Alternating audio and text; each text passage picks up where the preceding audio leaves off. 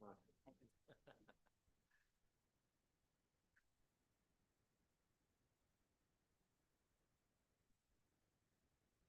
Online कितने लोग हैं?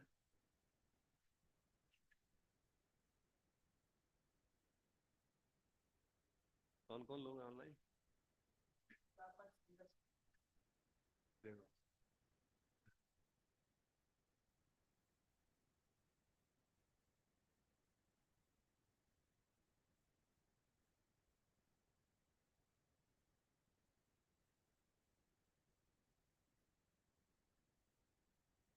डॉक्टर बारबुदे जी आए हैं? आए।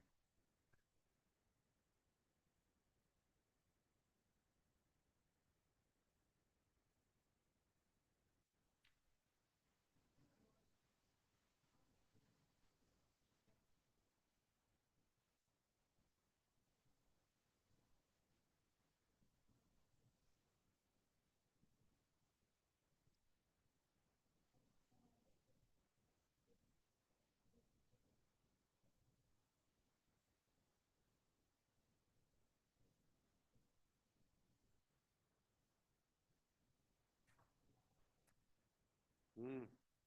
How are you? Very good.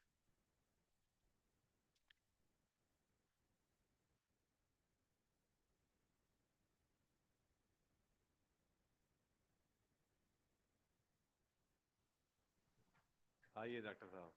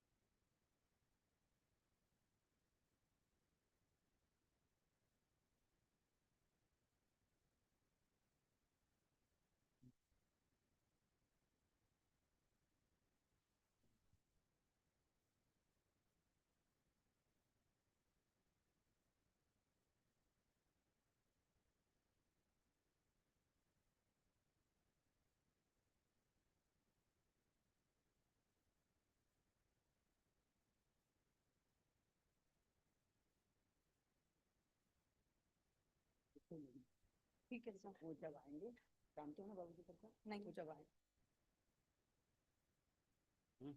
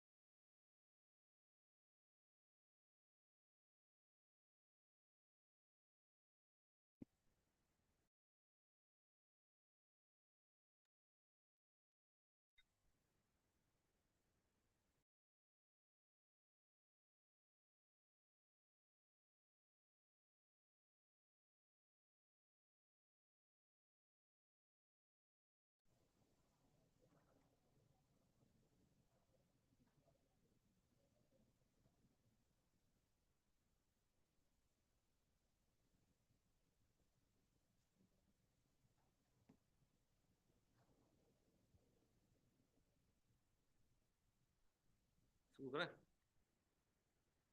Good afternoon, everyone. A very warm welcome to all the esteemed dignitaries, respected speakers, and dear participants to the National Workshop and Industry Academia Interface 2025, organized by ICR IVRI Izzatnagar.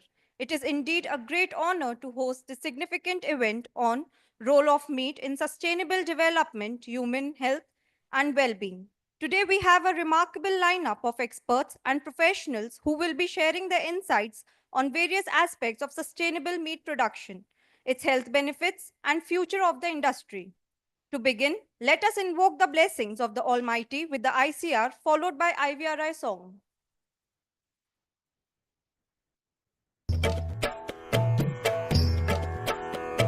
जय जय कृषि परिषद भारत की सुखद प्रतीक हरित भारत की कृषि धन पशुधन मानव जीवन दुग्ध मत्स्य फल यंत्र सुवर्धन वैज्ञानिक विधि नव तकनीके पारिस्थितिकी का संरक्षण शस्य श्यामला छवि भारत की जय जय कृषि परिषद भारत की।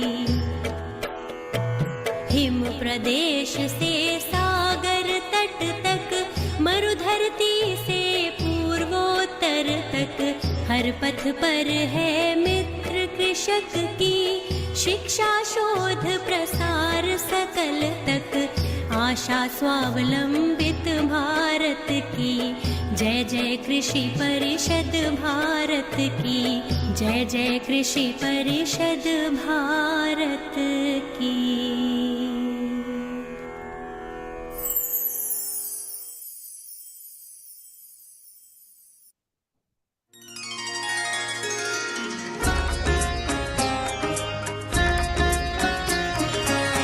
मानव प्रिय कृषि सहचर हित रत जय हो पशु संस्थान भारत के कोने कोने तक पहुँचा नव विज्ञान 19वीं सदी प्रथमोदय पूना मुक्तेश्वर नव आलय इज्जत नगर बना अभिनव अनुसंधान बना विश्वविद्यालय शिक्षण शोध चिकित्सा पशु संवर्धन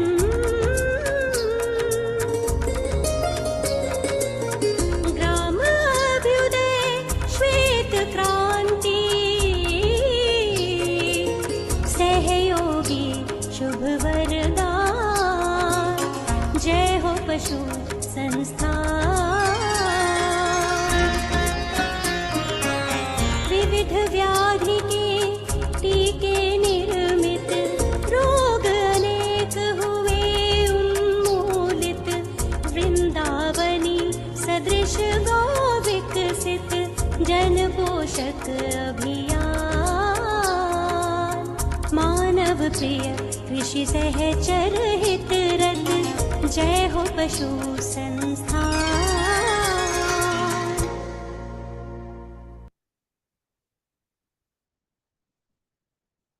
Thank you everyone for joining in the IVRI song. Now let's officially commence the inaugural session. Before that, I request Dr. A.R. Sen sir to present token of welcome to Dr. Triveni Dutt sir, Director cum Vice Chancellor, ICR IVRI.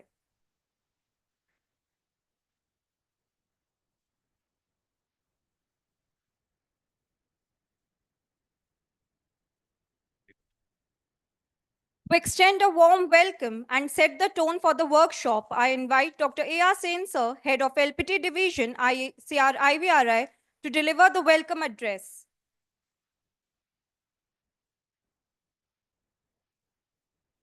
Very good afternoon, everybody.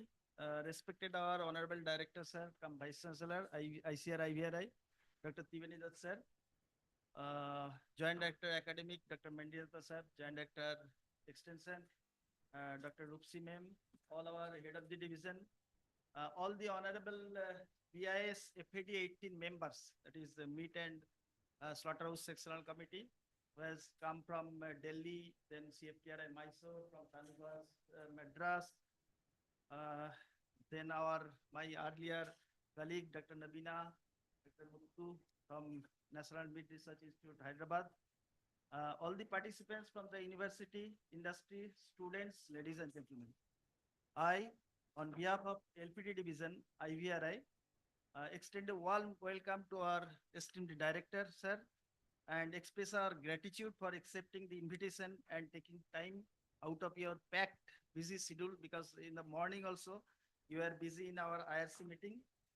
And I express our gratitude for accepting the invitation and taking time out of your packed schedule. Your visionary leadership and unwavering commitment towards advancing veterinary research have greatly contributed to the success and reputation of IVRI. Thank you, sir, for gracing us with your presence. We eagerly anticipate the wisdom you will share with us on this Industry Academy Interface Meet and National Workshop organized by Extension, Directorate of Extension and LPT Division, IVRI. I welcome our Joint Director Academic, Dr. Mandita Sab, because he is always helping and technical, always guiding force for our LPT division. Welcome Dr. Rupsi ma'am, because she is your main force behind organizing this program. And thank you for day-to-day monitoring and guiding us for organizing this workshop. It's a matter of pleasure to welcome distinguished members from various industries. Now I came to know from Lucknow also, our Kasib ji from Dr. Chicken Farm has come. Welcome, Dr. Kasib ji, and all our Alana industry, Alana meat industry, other stakeholders from Fair Exports, AOB Export, and so on and so forth. I express my gratitude to all the participants who have made it convenient to participate in this workshop, despite your busy schedule. Today's industry insights promise to be invaluable offering, a learning experience for all of us. This interaction will not only shape our collaboration, but also help identify your requirements, researchable issues, creating a mutually beneficial ecosystem. Through such collaborative efforts, we can pave the way for a developed nations, fostering innovation and progressing in our shared journey. I think after my joining here, this is the second workshop in meat. Regularly, we are doing Industry Academia meet on dairy and milk also. Last November, we have celebrated National Milk Day, then World Food Day, World Milk Day. We are celebrating, and we are just collaborating with different meat and dairy industry. And I am happy to inform you that this is the beginning of our LPT division. We are celebrating 50 years of our LPT division, and our old alumni, they have also joined, Dr. Nabina and Muttu, they are alumni of our IVRI. And so here is, I think, a day of meaningful exchanges we will have, and building a win-win future for all the stakeholders. I welcome all our faculty, students join online.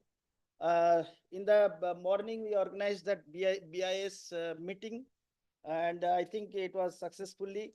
And though it was a small meeting, but the support I got from our faculty and students, I got that confidence that we can organize IMSACON at IVRI in the November and alumni meet at IVRI. I welcome all the participants. Thank you very much.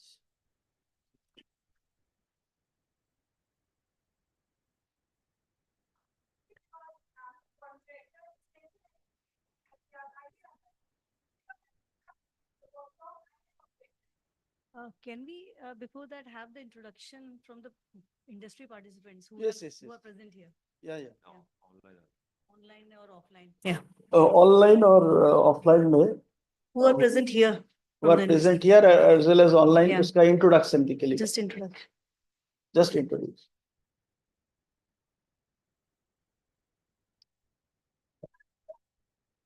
Chairman Dr. S.K. Mahendra, Joint Director, Academics. Arey, arey. Just ask already. There are how many? मैं बोल- I would request the participants in just introduce participants who are This here. side, Dr. S.K.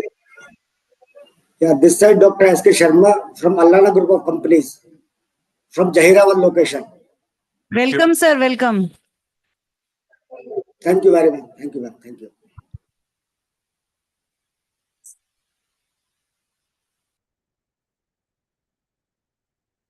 Other industry, Other industries? other industry colleague present online.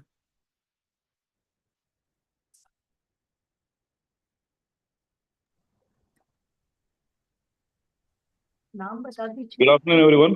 This is Dr. S.P. Fonglan from Alana Sons, Haryana. Thank you. Good afternoon, everyone. I am Dr. Narahari from Bangalore. I'm running my own organization offering consultancy services for meat and poultry projects. Thank you. Yeah, good afternoon, everyone. My name is Sakib Kapadi. I'm from Alana Head Office, Mumbai, from the Corporate QA Department. Good. Yeah. Thank you. Any others?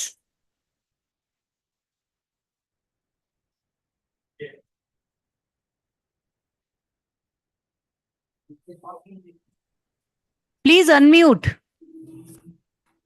Good afternoon, everyone. Arpit Srivastava this side from Delhi. I refer from Previous Food. Industry is talking about Previous Food. It deals in frozen food. कौन सा? Previous Food deals in frozen foods.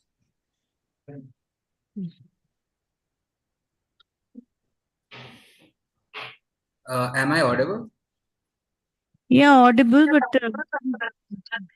So this is I joined from Delhi. Organization referring Previous Food. It is basically a company which deals in frozen food items as well as veg and non-veg in both.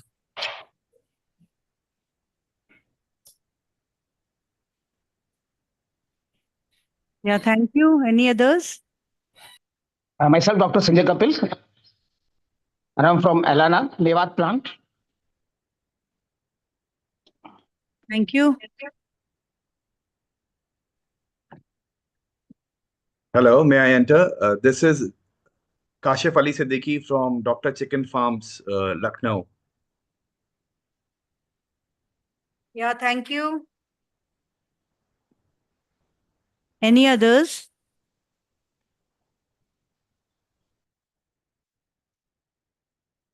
So I think those who are present physically, they can introduce. Yeah, please.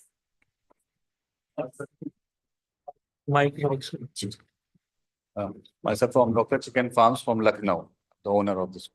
Thank you, ma'am.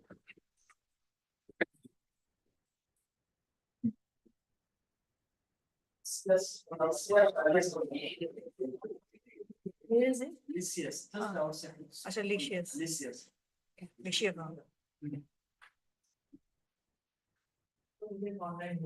Anybody from Venki's? Yeah, but they did introduce नहीं किया. Venki's से there's anybody from Venki's here? He will join late. Dr. Parbuddhi? आएंगे? We can move ahead, huh? Okay, so very good afternoon to you all. Most respected Dr. Triveni sir, Honorable Director and Vice Chancellor of IVRI, Dr. S.K. Mendiratta sir, Joint Director Academic and Dean. The team from the Bureau of Indian Standards who are present here today. I don't know the name of all of them, but yeah, welcome to IVRI. And Dr. Arup Sen, Head LPT. The representatives from industries, Alana Industries, Dr. Chicken Farms, Previous Foods, Licious, and maybe there are many more. I'm missing them.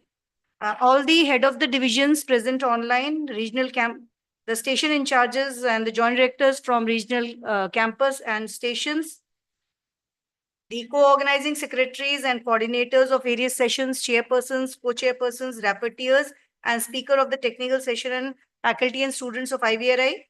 And I think some faculty from NMRI also joined, Meet Research Institute. Yeah. So warm welcome to this particular National Workshop and Industry Academy Interface meeting. The title is on role of meat in sustainable development, human health and well-being. So actually, this is the 8th meeting in the series being held this year. We are regularly having the industry academia meetings and regularly meeting with the industries on various fronts. Mainly, we were till now talking about this year on the health related technologies, but this one is a very specialized one. And here we are dealing with the meat industries. So it's indeed a very pleasure to host such an interface meet. This particular meeting actually it's providing us with a platform to showcase what we have done in the particular sector in the meat front is actually. And also we are looking forward to some opportunities for doing some collaborative research, collaborative product development as per the expectations and of the industries. And also we can go forward with some validation of products developed by the industry. We are also looking forward to some fellowships and financial support from the industry to selected UG and PG students and internships and placement in the industry. Apart from that, we will also focus on areas for consultancy and contract research, appointment of professor of practice, internship for students, industry exposure and trainings and industry chairs. I think the detail of this points will be dealt with our JD academic sir when he will be talking to you. Then corporate social responsibility, this is one of the important component of most of the industries.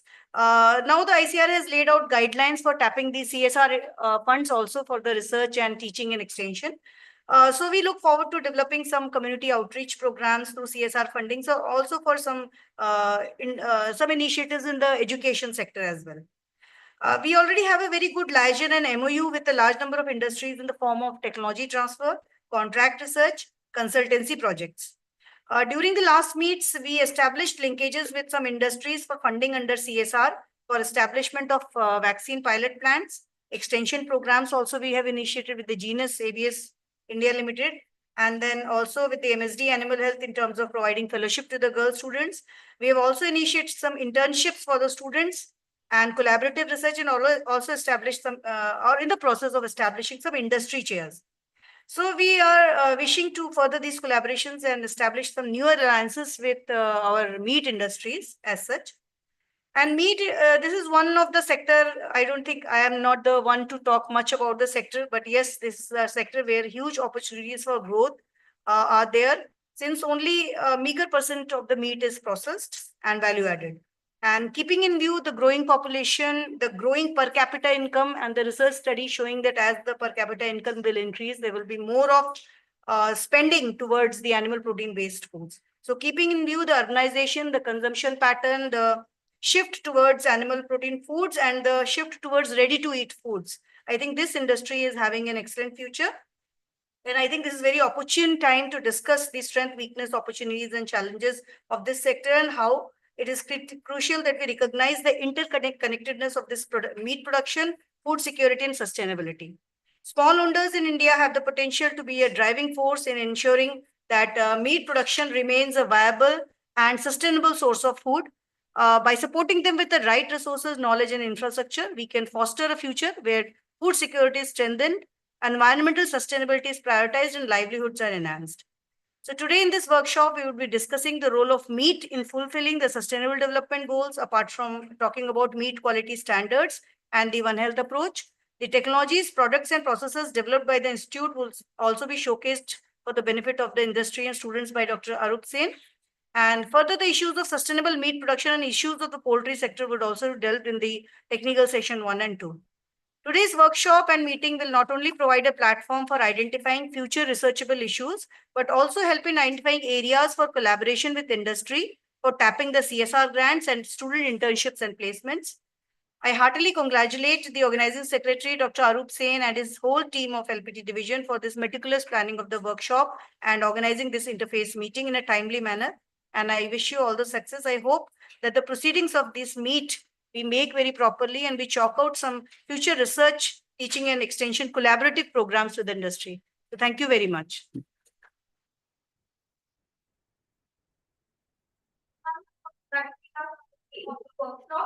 Next, we are honored to have with us Dr. Triveni Datta, Director from Vice Chancellor ICR IVRI, to address the gathering. Sir, may I request you to share your valuable thoughts with us? A very good afternoon to all of you. Esteemed Joint Director colleague, Dr. S.K. Mediratta, Joint Director Canteen, IVRI University, Dr. Rusi Tiwari, Joint Director Extension Education, Dr. Sen, Head of Division, Livestock Products Technology, esteemed guests from various institutes, scientists, colleagues, and esteemed guest industry colleagues from various industry.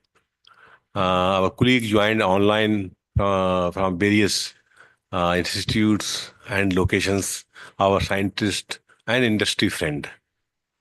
So on behalf of IVI fraternity, we welcome you all in a very important workshop, national workshop and industry academia interface 2025.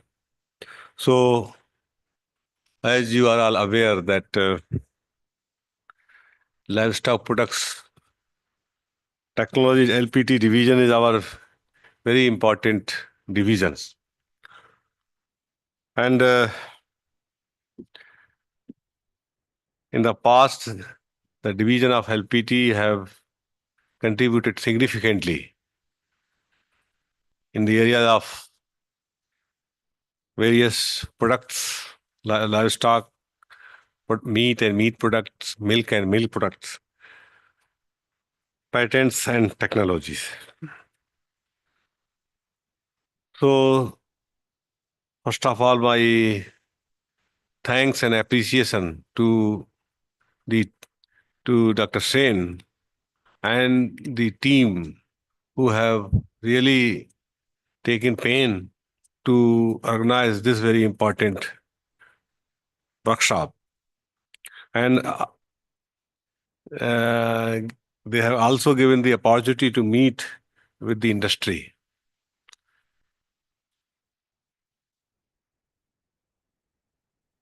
Keeping in view of the importance of the discipline, we have also decided to introduce bachelor degree programs in dairy technology from next academic year.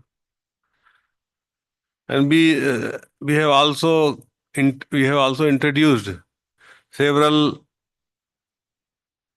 certificate vocational courses from out of this division, and we have also trying hard to introduce some of the important diploma for our PG diploma and also the diploma for our various kind of stakeholder, including the personal working in the industry and also the professionals working in the field.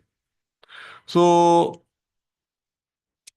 this department have increased the visibility of the institute. Our scientists in the past have also commercialized number of technology to various commercial houses. As we are all aware that industry interface is very important for us. This platform is not only providing the feedback of our technology and also the dissemination of our technology, but also this platform is very important for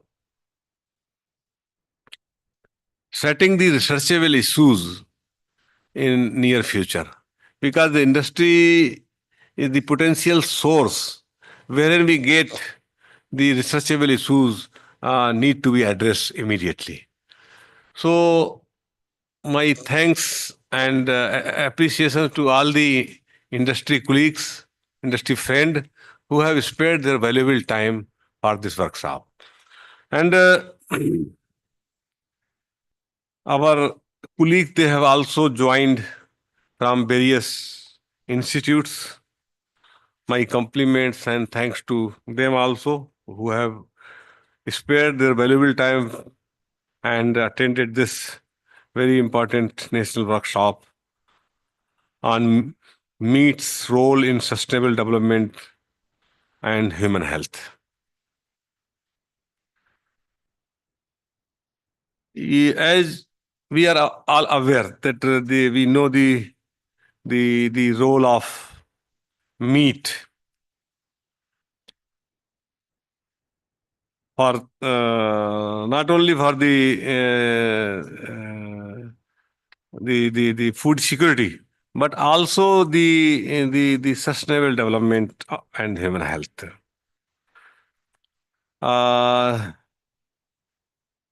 In we see the past decade, this meat products in the country have shown the robust growth to the tune of 4.85% CAGR, compound annual growth. And the meat productions which we were having during 2014 and 15 is of 6.69 million tons. Now this has already been increased to 10.25 million ton in the year of 2023 and 24. This itself shows the attractions and attractions of this industry for the industry houses and the entrepreneurs, and the role of the researchers and the the various schemes of the government. If we see the export potential of the meat, it is also showing a very potential trend. During 2023 and 24 itself, India have exported animal products worth rupees 37,666 crores. And meat is the major contributor in the export. So I think these data itself indicating that the role of and the importance of the meat industry.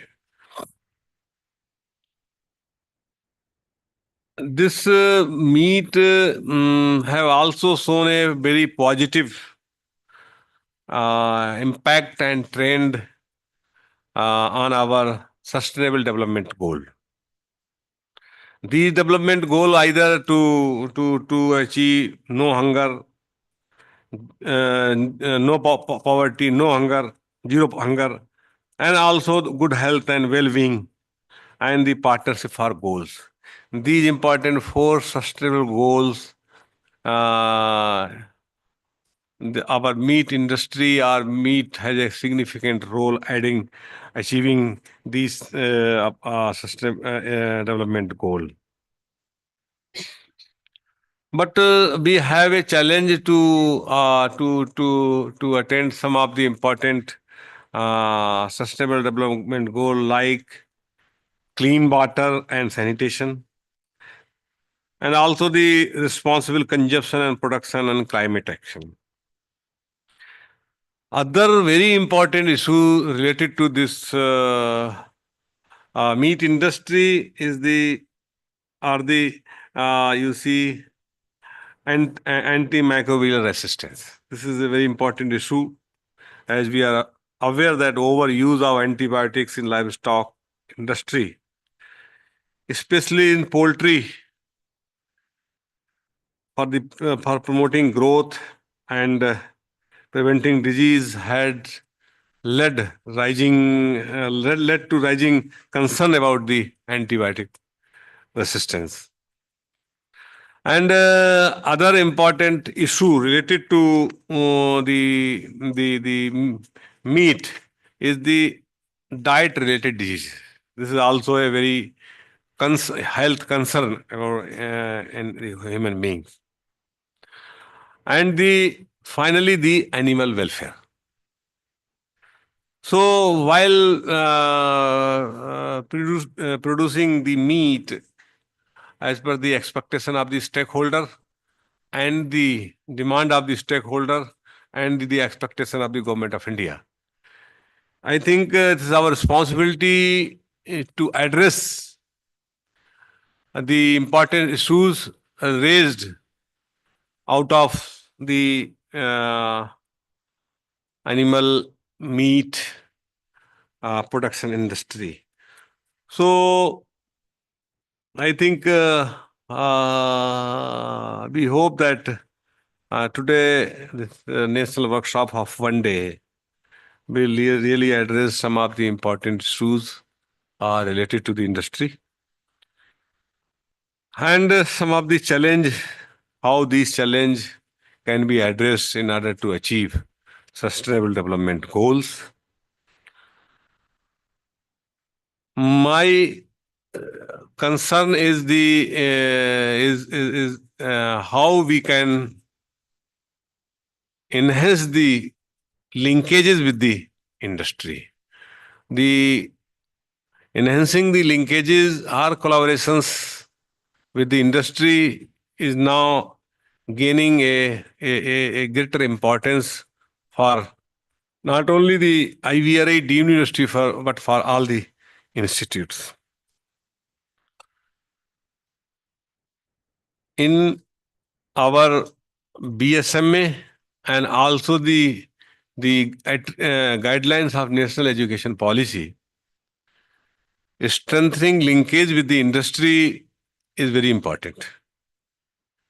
Because you see now BSMA envisaged that our 50% of our MBSC student, they will be deployed in the industry in lieu of his thesis work. They will be given opportunity to hands-on trainings and also hands-on training in the industry and also preparing the project related to the industry. So in place of thesis work, they will be given responsibility in the industry for hands-on training. So now this is only possible if we will work with the industry with a greater collaborations, and with greater collaborations only we will be able to deploy our student in the industry. Industry also contributing significantly for giving the feedback of our technology and also the generation of the researchable issues, so that the researchable agenda can be set as per the demand and the requirement of the industry. The dissemination of the technologies developed by IBRI over a period of 135 years. I think this institute is 135 years. Have a past glory in terms of, you see, development of vaccines and diagnostics. So the disseminations of technologies and package of practices among the industry personnel is also a agenda for all of us. So here especially we have requested to attend the industry from meat related industry. So my submission to our colleagues, kindly discuss whatever the technologies, meat and milk related technologies developed by IVRI in the past, so that these technologies can be used by the industry or if required can be upscaled and modified as per the requirement of the industry.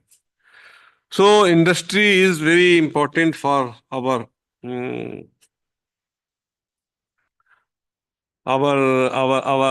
sustainable development of the growth of the institute. So I think my compliments to the team who are really responsible for this organizing the national workshop on meat's role in sustainable development and human health. Thanks to Dr. Roopsi Tiwari for providing the idea and giving constant promotions, organizing this type of interfaith meet. Thanks to Dr. Sen and his whole team for organizing this very important program.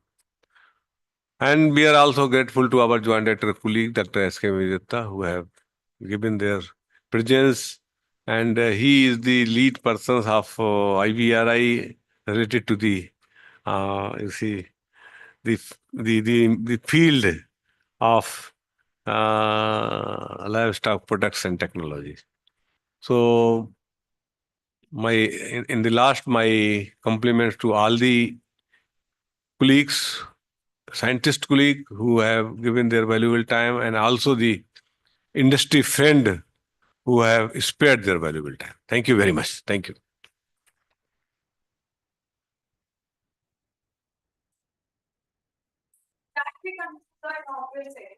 Now from here, Dr. Amarji will take the lead. Thank you.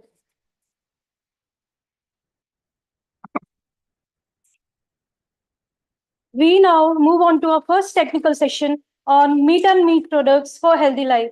Chairman is Dr. S.K. Mendiratha, sir, Joint Director Academics. Co-chairman Dr. B.M. Navina, along with our session coordinators Dr. Devin Kumar and Dr. Sagar Chand. Reporter Dr. Jyoti Jala ma'am. Now I would like to request Chairman sir to please coordinate the session.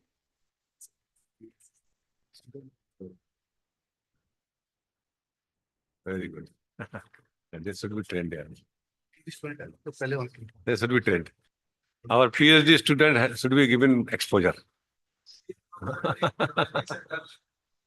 That's good.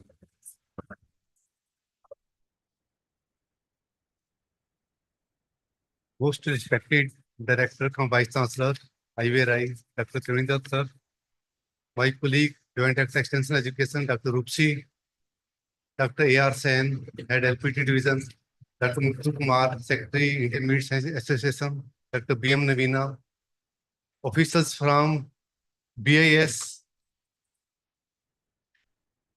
my scientist colleague of LPT Division and students, and also online, all the persons from industry, especially Dr. Fongalan, Dr. S.K. Sharma, and other persons from industry, and those who have joined online. So I welcome you all in this technical session 1, meat and meat products for healthy life. So this is a very important technical session. So with this, co-chairman is Dr. B.M. Navina, coordinator Dr. Devendra Kumar, Dr. Sagar Chand, and reporter Dr. Jyoti. So in this, 3 lectures are there. One by Dr. A.R. Sen on role of meat and sustainable development goal, and second by meat quality standard for sustainable future by Mr. Devasis Mahalik, and third by Dr. Barbude, One Health Approach for Sustainable Meat Sector. So as you know that sustainable meat production is very important. So because of this present generation, so earlier we used to take meat just for the taste, but now our present generation is taking meat not for the taste, but for the health purpose. And also because we are having limited resources and we need to take care of not our present need, but also the need of our future generation. And also we look into the environmental issues also. So that is why that unless until whatever technologies we are developing, they are not sustainable. So then it will be not going to give benefit in the long run. And especially for the meat sector, so whatever technology we are developing, so we are giving least importance to the economics. But now it is the high time that we should give equal importance to the economics also. For example, just I will give one example before starting that session, that we are slaughtering animal at different age and at different weight. But not many studies have been conducted to identify that if we are giving this much feed to the animal, so this much will be the input cost and this much will be the output in terms of the value to the animal. So likewise, we need to focus our own research as per the requirement, especially on the sustainable issue. So always we are talking more about sustainability, but we are not doing much on as per the requirement. So maybe after these three lectures, so we will come up to some conclusion and some recommendation so that we can tell to all the private sector and our colleague that these are the things that are required in the present time. So Dr. Nino, you want to? Okay, sir. So now I invite Dr. A.R. Sen. So his topic on role of meat in sustainable development goals.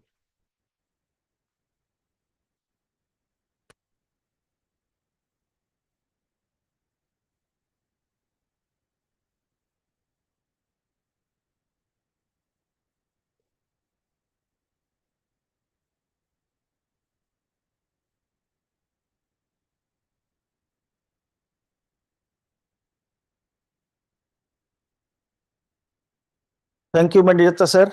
Dr. Sen is having a vast experience. Actually, I could not get कोई नहीं sir. biodata of his speaker. कोई नहीं So sir. he need no introduction. So he served in NRC meet, then in Peace Institute also, then from Vikanagar also. So I'm sure that with the presentation of Dr. Sen, so we will be able to learn more about the sustainable development goal related to meat. Thank you, Mandita sir. Respected Director come Vice Chancellor, Dr. Tivinida sir, Dr. Mandita sir, Rupsi ma'am, all the participants who have joined online as well as physical. Though my topic is some way debatable, that role of meat in sustainable development goals, how meat is contributing in development of sustainable development. Now, as we know that we have a huge livestock population with 535 million of livestock. We are number one in the milk production. We are producing 239 million tons of milk and with the annual growth rate of 3.78%.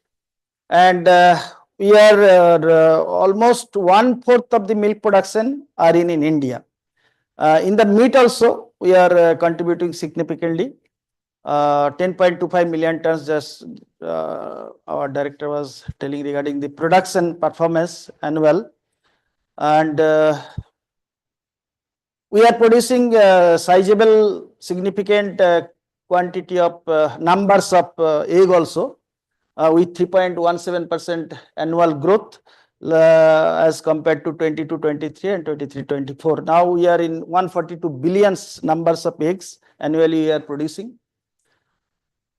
As we all know that meat is an important component of the human diet, and since centuries, it's a rich source of essential nutrients which is required for our development, growth and maintenance. And not only that, it is also contributing towards employment, income generation in both commercial as well as informal farming sector. But however, in recent times, that sustainability of meat production that is coming into picture, and somehow there are some negative implications of livestock farming and meat consumption on the environment and human health. Now, diet and sustainability, those are closely related, connected, because food choices, eating habits and food consumption patterns that affect climate change, biodiversity and the use of our natural resources like your water, land. The main part of my presentation, the main principle here, I would like to highlight that the consumption we cannot be ignored in the sustainability discourse. We have seen so many scientific papers which has demonstrated that consumption is the integral to the contemporary sustainability debate. And this observation is always holds good for our meat as well as any food consumption also. Now, I think this picture, it's very popular picture in 2015 from the UN. It was passed, this blueprint for peace and prosperity for people and the planet for now and into the future. That is 17 sustainable development goals we should achieve by 2030. Now, these sustainable goals, how our livestock products, meat, milk, they are contributing for achieving this sustainable development goal. One by one, I will try to integrate our this goal and role of our livestock products to achieve this. Now, as far as poverty is concerned, though that India's poverty rate has fallen below 5% in 2024, and in last 10 years, if you see in the rural poverty, it has declined from 25% to 4.86% at present. And in urban area, it has dropped from 13.7% to 4.09%. This is the number one sustainable development goal, that we should not have no poverty. And we know that reason for the improvement, that is the government's initiative and so many policy, which has increased consumption growth among the bottom 5% of the population, pushing the poverty line upward. Now, how our livestock and meat and milk sector, how it is contributing to reduce the poverty? Because livestock sector as an economic catalyst, it employs almost 70 million rural households. Then dairy and poultry farming, it reduces economic vulnerability. Not only that, like our poultry farming and your backyard poultry and dairy farming, they are more self-sufficiency. And of course, there are some positive force from the government also through several programs. They are trying to reduce that poverty. And government is also integrating like meat, eggs, dairy into your midday meal ICDA schemes. And especially livestock enterprise, it encourages mainly small scale via different financial incentives. Our livestock sector has a great role in reducing that poverty. Second SDG is zero hunger. How our livestock sector is contributing. Now, if you see the hunger index in 2024, it is 27.3. That means, as far as hunger is concerned, we are now serious. But 15-20 years back, it was more than 50. Almost it was alarming situation. But our government positive approach towards the livelihood program and zero hunger, we have reduced to 27.3, because there are some criteria where GHI score is calculated, like your if its population is undernourished or stunted growth or wasted or children death. These 3-4 criteria that will indicate the hungry index of the nations.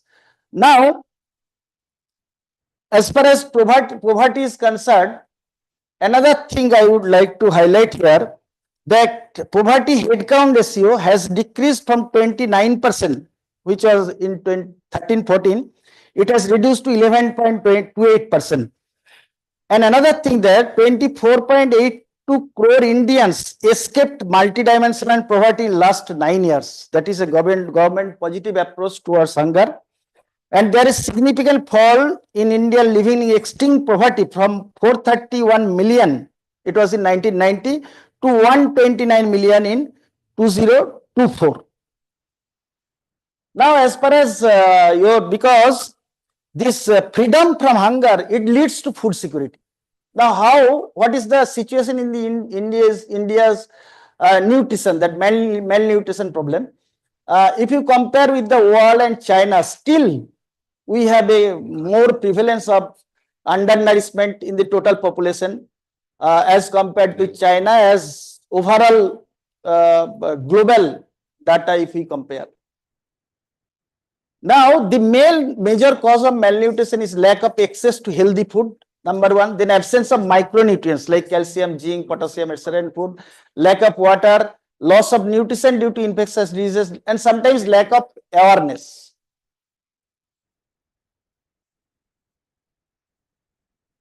Now, how our livestock products, it is combating this zero hunger. If we see that meat that contains all the micronutrients like your iron, vitamin A, then iodine, zinc, vitamin B12, vitamin D, every micronutrients meat significantly contains. Not only that, it contains our essential fatty acids like DHA, EPA, high quality protein from the meat, then micronutrients, all the other bioactive compounds like taurine, creatine, cantine, we will get from the meat. And as far as food security is concerned, these four things are mainly concerned, like its availability first one, then accessibility, then its utilization, then stability. These four criteria are mainly indicators for our food security and how meat is contributing. Not only that, that meat is an important food in the diet of many people, and since many years, many millions years, humans are adapted to eat meat. In addition, meat is a significant source of nutrients, all vitamins, minerals, which not only available, but greater bioavailability as compared to any plant source foods. Now I am coming to SDG 3, that is the good health and well-being. Mainly I have given that anemic situation in India.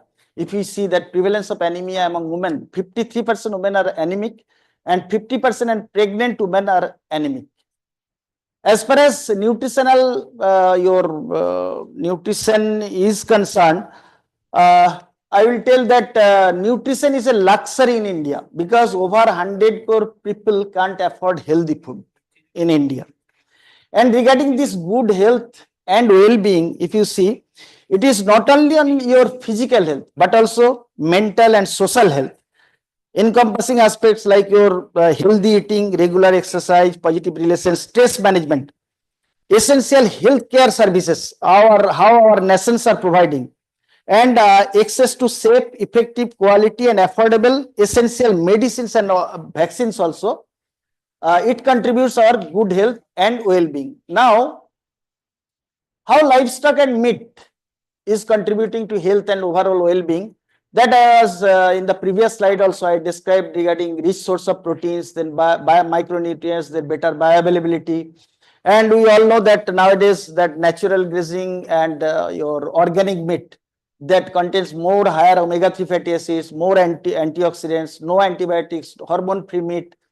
And now there is some eat less meat but better meat.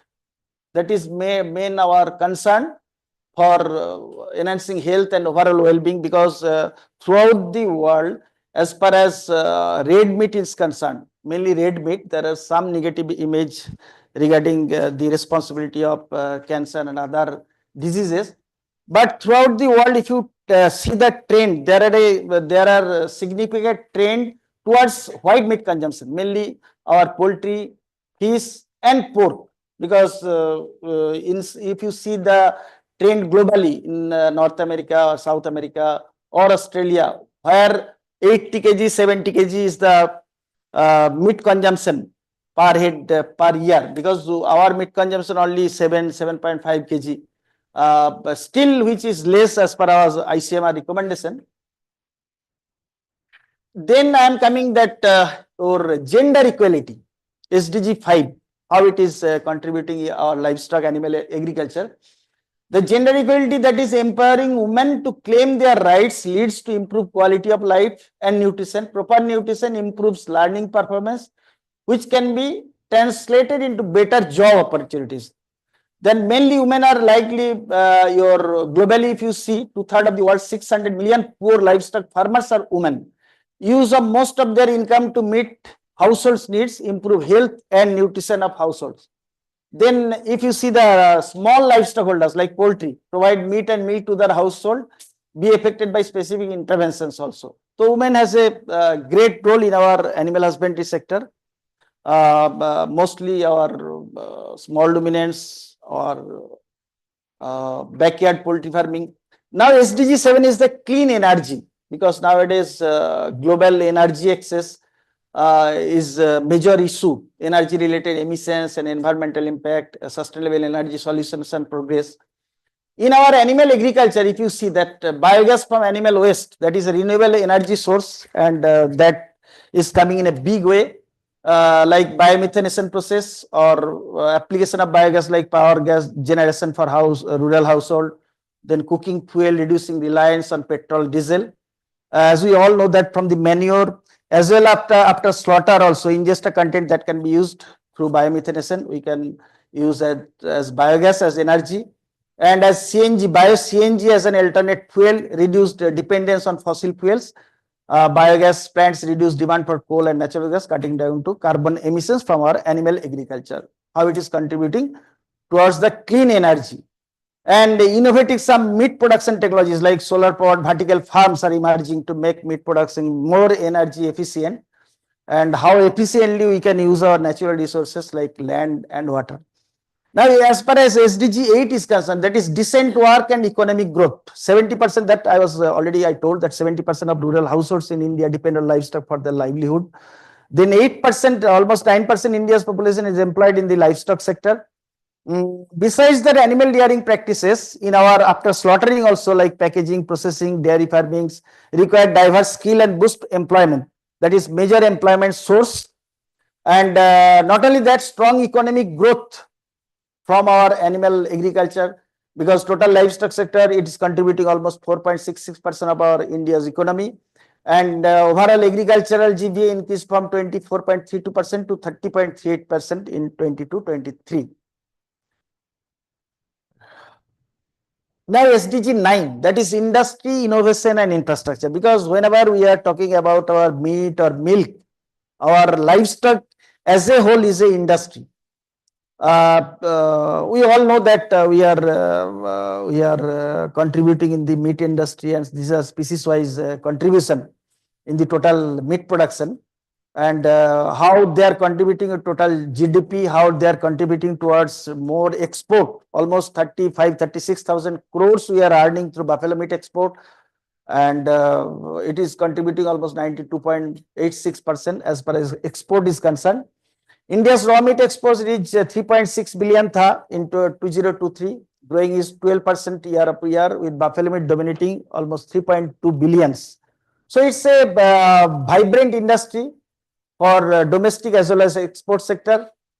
And how supporting like strengthening industrialization through meat processing and export, then infrastructure development and technological advancements through innovations in meat production, value addition.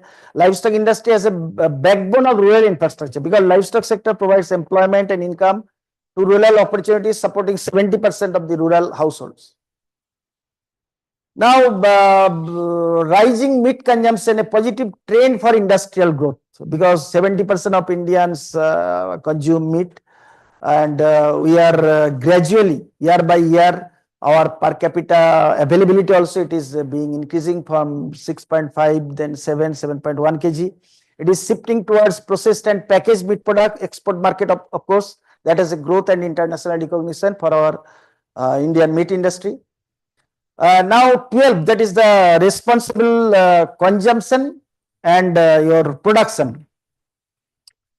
That sustainable consumption and production, that is aims at optimum utilization of resources, then increasing net welfare gains and reduction in degradation of soil degradation, that is there. Though that sustainability we are trying through our research, many advanced technologies we are trying to develop so that lesser soil degradation and pollution in animal agriculture. Some of the critical points for responsible consumption and production, that doing more with less, balancing the use of natural resources to foster growth, minimizing food loss and waste. That is also important aspect, and reduction, recycling and reuse, what we are following for responsible consumption and production. Then 13, of course, that is the major contribution, no doubt. These are the issues that for per kilogram of greenhouse, per kilogram of food, if you see, that major contribution from red meat, that beef and lamb, and per 100 grams protein also, kilogram of greenhouse gas emissions, that is also from red meat, that is beef and lamb. But As far as India is concerned, our beef consumption is not a major problem due to so many reasons. But in other countries where your high income group countries where they are consuming more meat, red meat, especially beef, they are contributing more GHG gases for the our in the animal agriculture. Not only that, as far as natural resources is concerned, like your water, if you see for per kg beef production, we are using almost 15,000-16,000 liter of water. For per kg of mutton, we are using almost 10,000 liter. For 6,000 liter per kg of pork production, it is required. But for poultry, 3 to 4,000 liters per kg of poultry meat, it is required. But as far as our plant-based product, for rice production, only we are using 1,000 liters of water. So there are sustainability issues. But from the government side and from the institute research side, from the industrial side, everybody we are trying to develop so many technologies, climate resilient technologies, so that our meat animal production, milk production should be more sustainable. And these are some policy issues globally as well as Indian for sustainable animal husbandry, how it is working for prevent this to make more sustainable our meat. Globally, that is livestock for livestock program. India, we have NLM, Rashtriya Gokul Mission, DEDS is there. For SDG 2, for zero hunger, we have in India NFSA, Livestock Health and Disease Control Program, fodder feed development schemes, so that it can contribute into the zero hunger. For SDG 3, good health and well-being, we have National Action Plan for AMR, FSI meat safety regulations, dairy and meat quality certification schemes. For your decent work and economic, we have in India, we have NLM for employment in meat and dairy, Skill India program, digitization initiative. For SDG 12, we have also in India livestock waste management program for biogas and composting, FSI Meat Waste Management Act, Startup India, Alternative Protein and Sustainable Meat Innovation Funds are already there. Now, before concluding 2-3 things, I would like to mention here that yes, sometimes red meat, especially beef, they have certain negative image. But if you see throughout the world, that meat consumption and your trend towards the red meat consumption is reducing, and white meat consumption is increasing, and slowly we are going towards natural or organic farming. We are trying to go rather than industrial production, so that we can make our earth more healthy, human more healthy. Because if you see the as compared to other region like Australia, USA and European country, it is predicted that by 2030 or 2050, in Asian country, the demand for our meat and meat products will be significantly more as compared to other high income countries, and especially India, China, they will lead in the meat consumption, more meat demand. So we have to be more sustainable for the future meat production. And just before ending my session, I would like to, because many industries are there, Alana Bagara hai, so I would like to just give some glimpses of our LPT divisional work, who has developed many products and technology like pickles, chips, vegetable incorporated meat products, premium chicken soup. And I am happy to inform that recently AgriInnovate, they have showcased this chicken soup product in Cochin, recently held, and this reconstituted in cold water, it was patented and assigned to some AgriInnovate for commercialization. Oh. Then we have developed some plant-based and dye-based quality indicator through BIS funding. We are refining some of our technology in this line. Then plant-based time temperature indicator for the smart packaging system. We have the technology for food animal species identification kit we have developed. Then we have essential oil incorporated emulsion-based meat nuggets. Then value-added products from byproducts like collagen hydrolysates, then chicken skin fat from poultry sleeve, functional food ingredient from chicken liver we have developed. And we are developing many new products like your chicken meat bars. Recently, we have developed some milk-based, some self-stable product also we have developed. So thank you very much for patience sharing. Mandiratta sir has gone out, so the co-chairman. सब कहाँ चला गया था? Thank you, sir. A wonderful presentation. I think first time we heard someone talking about sustainability, each SDG. Then we used to hear people talk about meat and poultry addressing 4 or 5 SDGs. But you have shown meat and poultry can address all 15 SDGs. That's really a cool thing. So probably after all the 3 presentations, we'll have some discussion of the clarification, sir. So we'll have a next speaker, Dr. S.B. Barbade, so Director, National Meat Research Institute. So he is heading different One Health consortia project. So he's the best man to speak about how the One Health can ensure the sustainability. In fact, One Health, which includes zoonotic diseases, food safety, antimicrobial resistance, and non-communicable diseases. So that is the best way of ensuring sustainability. So let us listen from Dr. S.B. Barbade, sir. So how the One Health helps in ensuring sustainability of the meat and the poultry sector.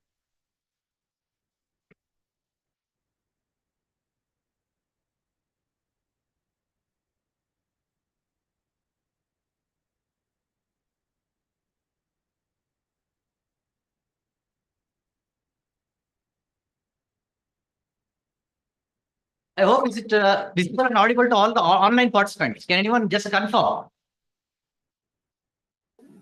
Yes, it's quite. It's quite audible. Yes, sir. Yes, sir. Yes, sir. It's audible.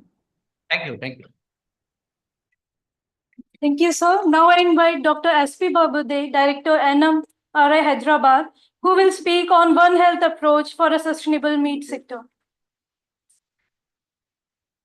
Yeah, I think still we have time. By the time we find out his presentation and all. Sir, are you ready, sir? Before moving forward, I request Dr. Yasin, sir, to present token of welcome to Dr. S.B. Barbade, Director, NMRI Hyderabad.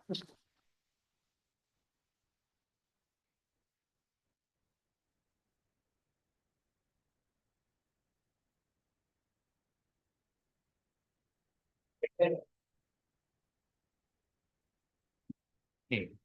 Should we have some discussion, sir? Okay. Yeah, we'll go ahead with the presentation in just 5 minutes. So before that, as a co-chairman.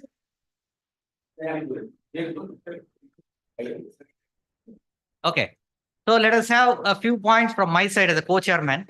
So I hope you all will agree that India is undergoing a protein inflation. It is a protein deficient nation when compared to many other developed nations. That's the reason why we are discussing the role of meat and the sustainability. So almost 70% of our diets are cereal-based diet in India. So Dr. Sen has shown how we are faring 105 out of 127 countries in terms of global hunger index.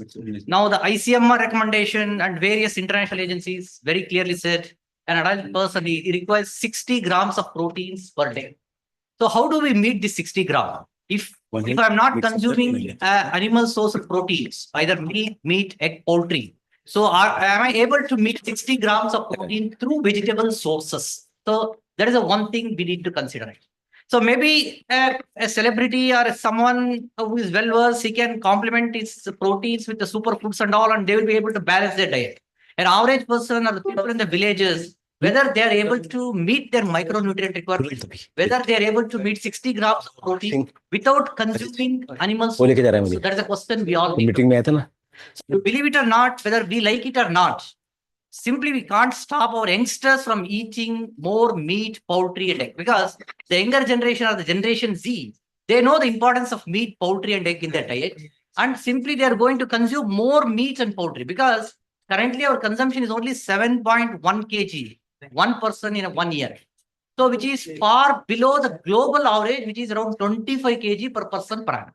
Even the underdeveloped countries also, they are consuming almost around 25 kg. And our consumption is only 7.1 kg. So we can't stop our youngsters from consuming 25 kg. Anyway, next generation is going to consume more meat. So the better option would be to create a better infrastructure. Let us have a better policy ecosystem, create a positive environment wherein our generation or the next generation or the younger generation is going to consume more animal sourced proteins. So for that, even at National Meat Research Institute, we have done a lot of stakeholder workshop. We have done a lot of workshops. Even we have prepared a policy paper on role of animal sourced proteins in building a nation. Actually, it was submitted to different ministries, including the Niti Aayog.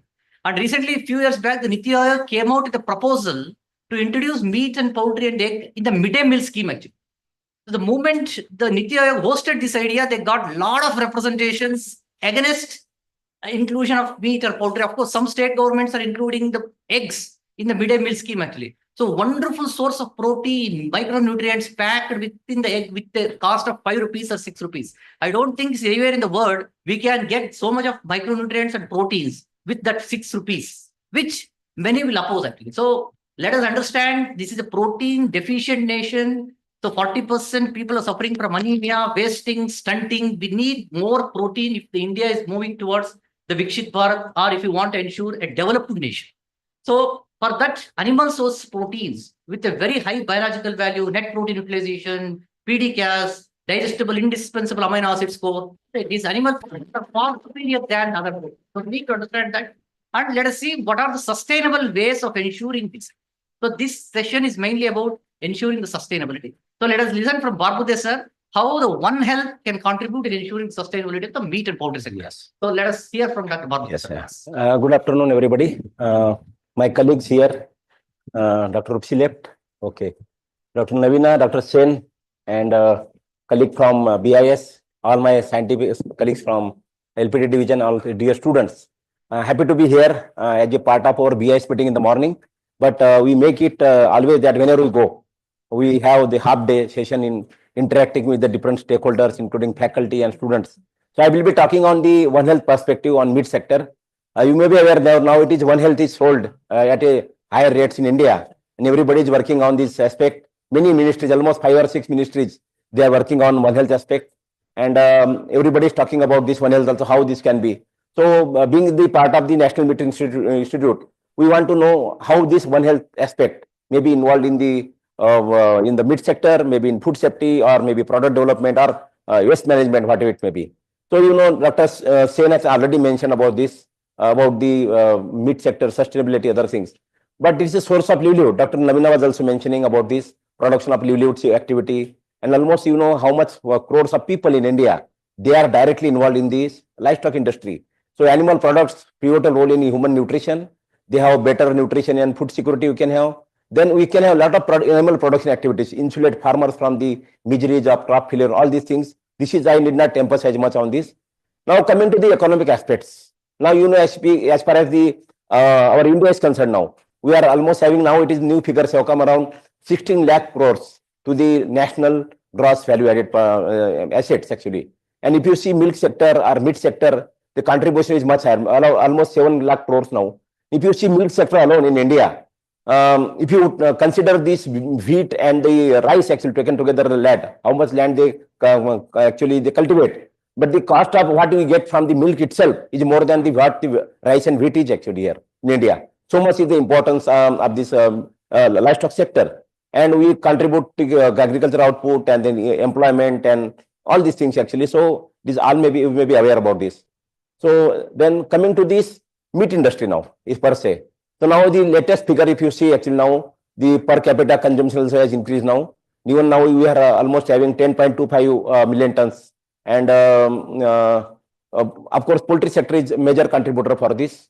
And meat group, how much they contribute. So all these figures now, latest figures also have come. I think after this we have presented. And now if you see exports alone in the meat industry, we are the third commodity after the rice and again that marine products to be exported from India. Without much action, I can say from government support also. These are the people, industries, particularly buffalo meat. Almost 90% of this is exported, around 30,000 crores itself, 31,000 crores. And then totally 30,000 crores last year's figures, 23-24. So much is the exports itself we are sending from India. Now global demand, now we always say by 2050, they are projecting now. Our government of India also, Vikshit Bharat, they are telling what is the demand by 2047. So it is always positive note. If you take all the asterisks and you take negative, positive, whatever maybe doctor people they say about this sector, but whosoever has analyzed global level or Indian level, they always predict that meat sector is going to grow. It is the area where we will get lot of demand. So if you see this global demand by 2050, lot of things, pork or mutton or beef, every sector, there are lot of scope is there, and it is that demand is growing. Then they always say that as the economic condition of the country is increasing, also the consumption of the non-vegetarian products. And you know, if you take fish and meat together, more than 77% of Indian population is having the non-vegetarian now. Now this is the latest figure, 2023, 10.25 million tons. Then these are the 5 major states. Now earlier UP was highest. Now West Bengal is the state actually which is highest production. UP, Maharashtra, Telangana. And these 5 states, they produce more than 50% of the meat in India. And also contribution of poultry, almost 50%, followed by buffalo meat and other sectors are already there. And the positive thing is, if you see last 10 years data, meat sector always grown as 5 to 6%. That is again positive things. So if you invest more private investment, other like poultry sector, I think sheep and goat sector, other sectors, I think this growth rate maybe from 6% to more up to 10% also. If you see also processed meat sector, it is going around 15 to 20%. So that is the positive things for our meat sector here. But there are several opportunities. You say livestock population, you have non-vegetarian population I mentioned, raising demands, rearing and integrated farming systems, all these things are there. Traditional, we have small traditional products, e-marketing, Mr. Rajesh is there from Lycius. So a lot of new platforms, they have changed the actual ecosystem of in India, I can tell you. This towards seeing people actually, earlier nobody purchases chilled meat, but now see who can supply meat without chilling. So a lot of demand and people, they are accepting now actually. That is the opportunity what we are getting. And lot of opportunity for newer generation of entrepreneurs also. But we have several challenges at the same time, like low carcass weight, infrastructure facilities. Still we are facing lot of processing facilities, logistic facilities, slaughter policy. Every state has their own policy. Somebody says slaughter buffalo, other state says don't slaughter buffalo. Or somebody says what is the age of slaughter, all these things come. Traceability in morning we are discussing, that is going to be coming in the time to come. Slaughter can then co-byproduct utilization, marketing of live animals, emerging diseases, of course it is now avian flu, it is so many states they are operating. And then our grazing and resource other things. So these are some of the challenges where hindrances are there, but people are working and government also. So sustainability, already Dr. Sen has mentioned, we have different aspects like welfare, or we have resource utilization, or you have waste management, or you have biodiversity conservation, genetic diversity, or organic production, or social responsibility, all these things. And not one sector can contribute here. That's why we talk about the One Health actually. If you want to animal welfare, this is not the duty of only veterinarians, but whosoever are involved in this animal slaughter or animal rearing, their duty. Like resource utilization, optimizing use of feed, energy. We talk about because already they blame about this using maximum water energy for meat sector. So not one sector can solve this problem. So we have to involve other sectors also, like sectors, engineers, other type of fellows actually, who can help us to have all these productions. Now, see, now this is one example actually. Chicken production in the US is more sustainable than the ever before. What they are giving some examples actually now. How this water utilization, other processing they are talking about. Now, then waste utilization. This you must have seen this news also.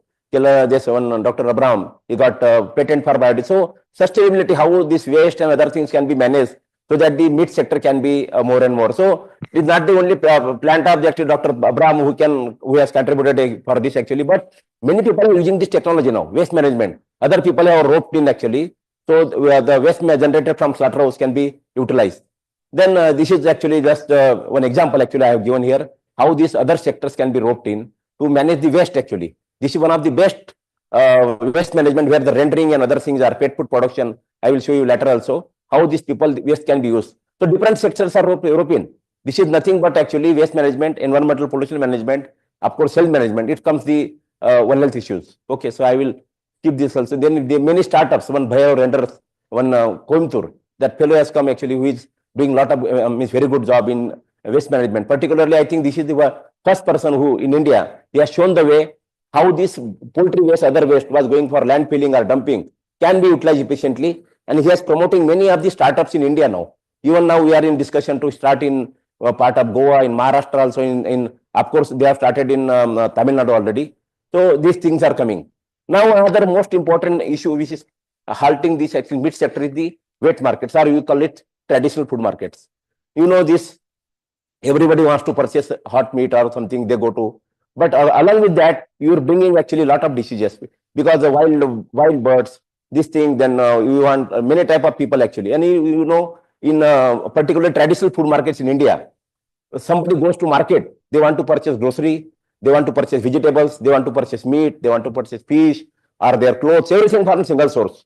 So also it becomes very crowding actually, and the hygiene, other issues.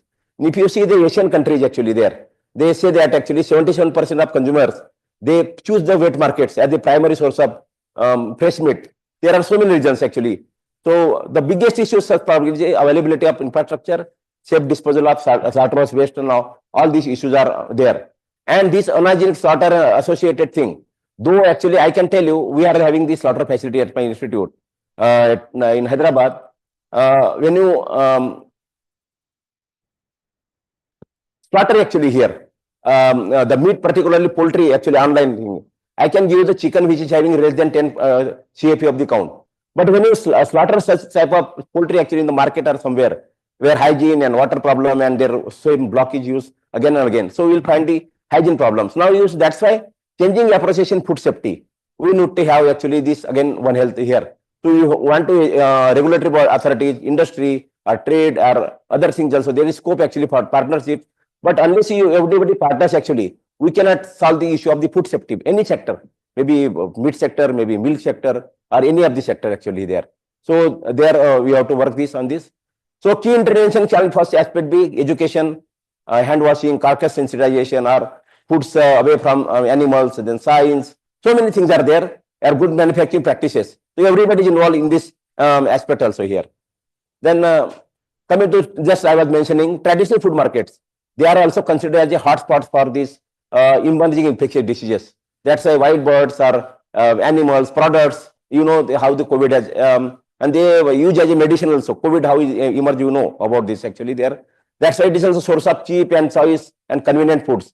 So such areas actually we need to have the interventions from all the sectors. It is not the job of veterinarians or only municipal corporations. Everybody has to work on this aspect again. Then what needs to be done? We need to have different public awareness, legal provision, improvements, infrastructure, all these things. It is everybody has to work on these aspects. So why we need One Health actually? So rising human population, or we call it farm to fork approach in food safety, and then also trijunctional human, animal and welfare issues are there. So not one sector can be blamed. Now antimicrobial resistance we are talking of, they blame poultry sector, but equally you will find a lot of AMR issues in the hospitals also, environment also, sewage also if you sample. So unless we work in this trijunctional interactions, this can be issues of the One Health, and we have to work underline the collaboration across all the species and also sectors. Now, just I was mentioning antibiotic resistance. Now, you know, INFAR project is going on in ICR. Even aquaculture and other type of people, they are working. Even every state government is coming with this network for the AMR, where the agriculture, human side, animal side, environmental side, everybody, even wildlife, they are the part of these networks for the control of the AMR itself there. Then food sector. Dr. Navina is always talking about the GHGMH and other things. Here also a lot of blame comes on the food sector. So global green production, so this is one of the sectors where everybody has to work. Nutrition has to work to have this feed which is GHG emissions, or other sectors, feed or genetics plays major role. Even food safety, the processing, the waste management, every sector has to play the role actually. Then only when we talk about the zero emission by 2070, one sector cannot contribute. So they blame livestock sector, but it is not the case actually. Crops and other sectors also where lot of water, other things are energy used, they also contribute equally. But when the blame comes, actually it is coming to livestock sector. So we have to work on this so that it can be, the GHG emission can be also reduced. Now this is infrastructure at our institute in Hyderabad. We are maintaining this poultry processing plant, we are having rendering plant, and all these inedible product, particularly waste management. We are working with the industry, even we have commercialized these technologies. And many of the newer generation entrepreneurs, they are also coming forward to have utilization of this actually, and a lot of good formulations. People are coming, nutraceuticals, how to use with the pet food and other things. They are also coming with this type of thing. And Dr. Navina was mentioning about the policy papers. So we have published policy papers on the stakeholder requirement of Indian meat market. Even on traceability, I was mentioning, we have a lot of things already you have done, and we are doing animal source foods and other things also.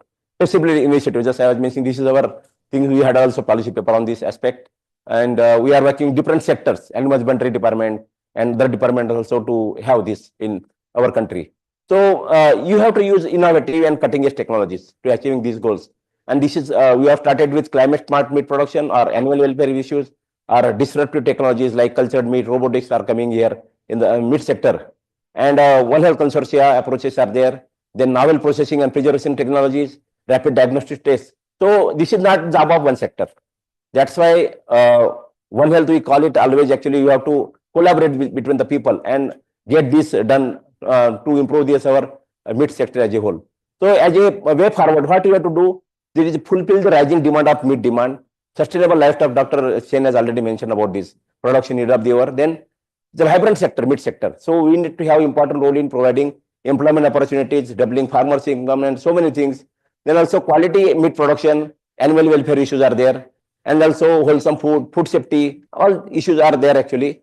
They are there. Then scientific breeding and feeding and management. So unless we do, every sector works for us. There is no increase in the meat sector also or any type of sector. So this is very much required. So this is what actually I wanted to share with you. You have to work in collaboration with everybody, and pertinent information throughout the food chain you have to mention in One Health mode. Then only I think we can have the sustainable meat sector time to come. Okay, this is, thank you very much for giving the patient hearing actually here. So, can I see your first slide? First slide. लेके चलिए. Hey, first. Huh? I was happy to see my centro since that what we are giving. Puttu.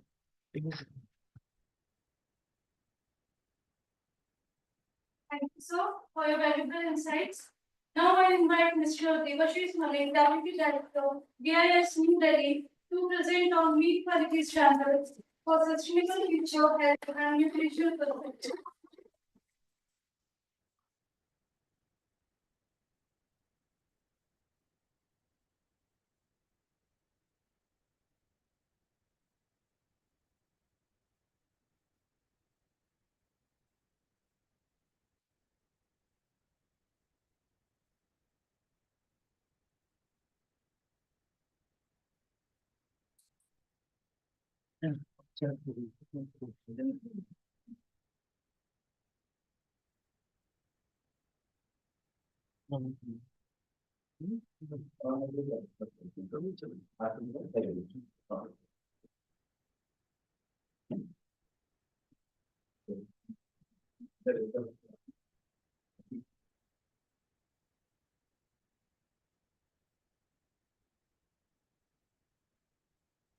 Please.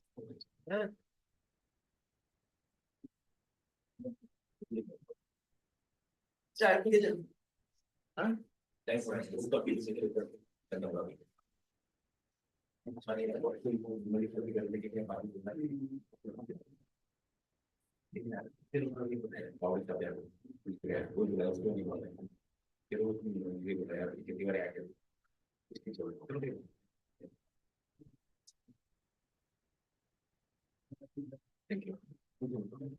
Take care of stuff.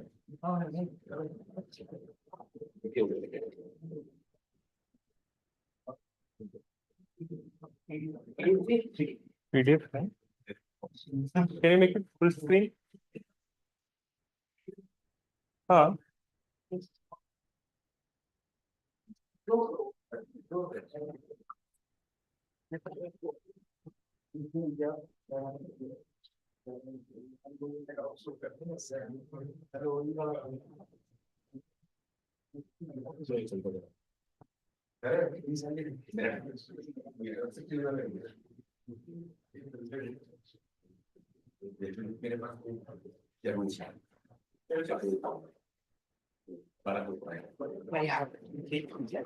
Yes. Okay, so good afternoon to one and all. I hope I am audible. Can somebody confirm whether I am audible? Yes, sir, you are audible, sir. Yes, sir, audible. Okay. So, good afternoon to everyone. I am Devashish Malik. I am Deputy Director from Bureau of Indian Standard. I am also the Member Secretary of Slaughterhouse and Meat Industry Sectional Committee, FAD 18, under Bureau of Indian Standard. So my topic, if you see, it is meat quality standards for a sustainable future. So I have highlighted two words. One is standards and one is sustainable. So when you talk about standards in a very layman term or loose term, it is what's optimum, right? It's not like what's ideal. It's not like what is practical. It's like what's optimum. And when you talk about sustainable, it means that if you see the triple bottom line model, it talks about planet, people, and profit. So how the meat quality standards will ensure a sustainable future? My previous speakers have explained regarding each SDGs and how it is linked to each other. But I believe that when we talk about meat industry, it's all about the complete value chain, because you cannot take a single aspect and talk about the sustainability of it, because the moment you do that, you are undermining the other aspect of it, because each factor in the complete supply chain or value chain has impact of one in another. So considering that, having that thought in mind, let's go ahead. So a brief introduction regarding Bureau of Indian Standard, because most of the people might be like knowing about the institution for the first time. So it was earlier known as Indian Standards Institution, ISI. The mark you see in even the water bottle present in front of you, or the any product that is being having a ISI mark. So that is what the Indian Standards Institution earlier was. And it was set up in 6 Jan 1947, just a few months before India got its independence.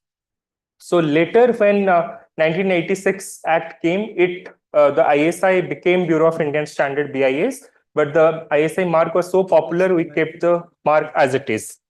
So after that, in 2016, when the Act was revised, it gave the status of National Standards Body. When we say National Standards Body, there might be n number of standard formulation bodies in India. However, the national standards can only be developed by Bureau of Indian Standard. So now, as everybody is going towards convergence approach, now we are focusing on one nation, one standard, so that it will be easy for compliance by the different industries. It's easy for implementation, understanding, and there should be no duplication. So who developed the standard? So normally what happens is, so for example, in IVRI, some research is being conducted, and there is an industry who is want to adopt it. An industry comes to the IVRI and says that, sir, I need to adopt this technology. And IVRI says, no, the price has to be 50 rupees. But the industry says, this is not a scalable option for me. I need it at the 30 rupees so that I will have a margin of 20 rupees.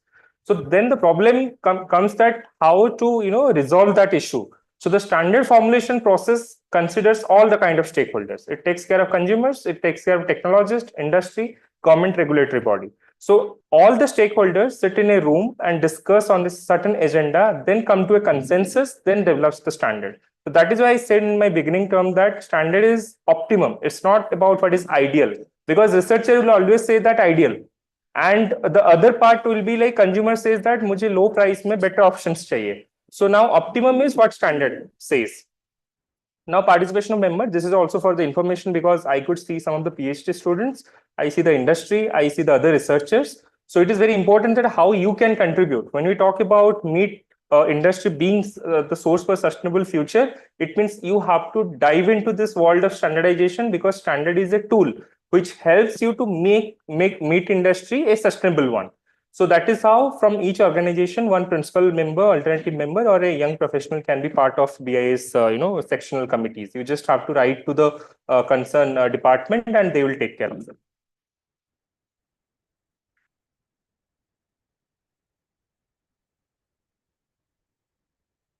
Yeah. So how the standard is formulated.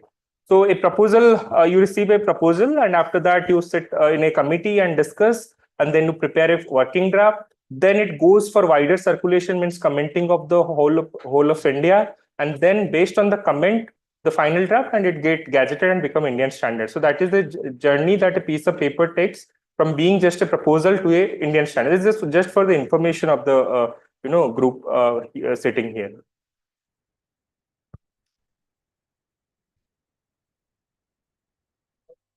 Now. So now the technical part what I want to say today. So this is a very famous quote by C. Rajgopalachari. The standardization is to the industry what culture is to the society. Because the moment you don't have standardization, the industry itself, like it's just he said matter, that I am the great, I am the best. But where is the metrics which decides that who is doing what, who is doing at the benchmark, who is doing optimum, who is doing great work. So that is why this, based on this, keeping this quote in mind, we are going further. Standard and its relevance. So when you talk about meat industry, to be specific, the first is defining the requisite level of quality. So for example, today I am purchasing a 1 kg of chicken from place A, B, and C. How I am going to know that if I am paying a certain amount of money for a 1 kg of chicken, why I am paying that? Like whether it has that certain degree of quality or not. But the problem comes is who will define what is quality.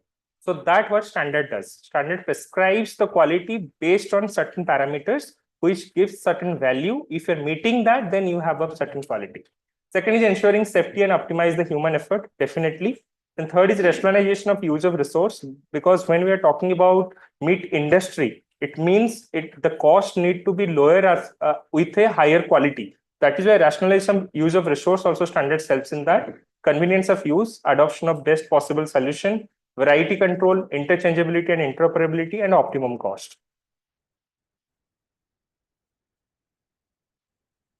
Yeah. So slaughterhouse and meat industry sectional committee. So you can see the scope. The scope never mentions where the sustainability aspect of it. It didn't mention, right? It mentioned the equipment. It mentioned the layout, flow sheet categorization. It mentions products. It mentioned byproducts. It mentioned code of antemortem, postmortem, meat stalls, physical, chemical, microbiological method, test method, waste management, but it didn't mention sustainability. The reason is that sustainability is an inherent factor. It's an inherent factor. So whatever we do, in whichever area we develop the standards, sustainability as a basic parameter we need to consider. Like we have to wear that lens of sustainability and look at the different requirement to develop the standards. And you can see the chairperson is Barbudhe sir, and we have other members also from different. This is just a small list of members because we have more than 30 stakeholders who are member of this committee. So anybody interested, any industry, any startup, any researcher, any PhD graduate also who have done considerable work in this area can be member of this committee. So now what kind of standards already developed? So in the left-hand side, you see that there are, horizontal standards. Like for example, condition for processed meat product hygienic code. Hygiene is not only limited to a specific product. It is the complete value chain or the complete supply chain of meat industry need to adopt these practices. Similarly, meat and meat product basic requirement for a stall or sale of meat and meat of small and large animal. Handling, processing, quality evaluation of storage of poultry, antemortem, postmortem inspection, cold storage of shell egg, traceability, waste management. So these are all horizontal subjects on which the standard has been developed. Apart from that, different test methods and also 40 Indian standards, including food and non-food product of meat, different meat products. Then slaughterhouse equipments, on that also standard has been developed. So all these standards actually help in making the industry sustainable and also ensuring that the quality of meat has been intact since its inception till the consumption. So that is what the standards do. So now I'm just giving one example, like in 8182, which is the code of hygienic condition for processed meat product. If you can see in the left side, it covers all the requirement of hygiene, like for ingredient, establishment, registration, construction, equipment, hygiene operating requirement, pest control, employee hygiene, everything. So don't think that for sustainability, for ensuring the sustainability of an operation, if we take hygiene as a critical parameter, this standard talks about all those aspects of hygiene which should be followed. So by simply implementing a standard, you can take care of certain aspect of sustainability. So way forward, these are the future works which will be very important for our meat industry. One is shelf life assessment of cell egg. One is small scale slaughterhouse for hygienic meat production. farm to fork traceability, rapid detection of freshness of dressed chicken, in situ meat authentication of cold slaughter chicken, rotary animal restrainer, transportation of animal carcass from abattoir to distribution center, slaughterhouse management system, waste management slaughterhouse, poultry slaughterhouse design. These are some of the work which is still being undergone. So anybody who is interested, they can be part of this working groups or panels. We are developing standard on this. Now, sustainability mapping of meat industry. As I was mentioning, that it is not a a specific operation which should be focused upon. Rather than it should be focused the complete value chain.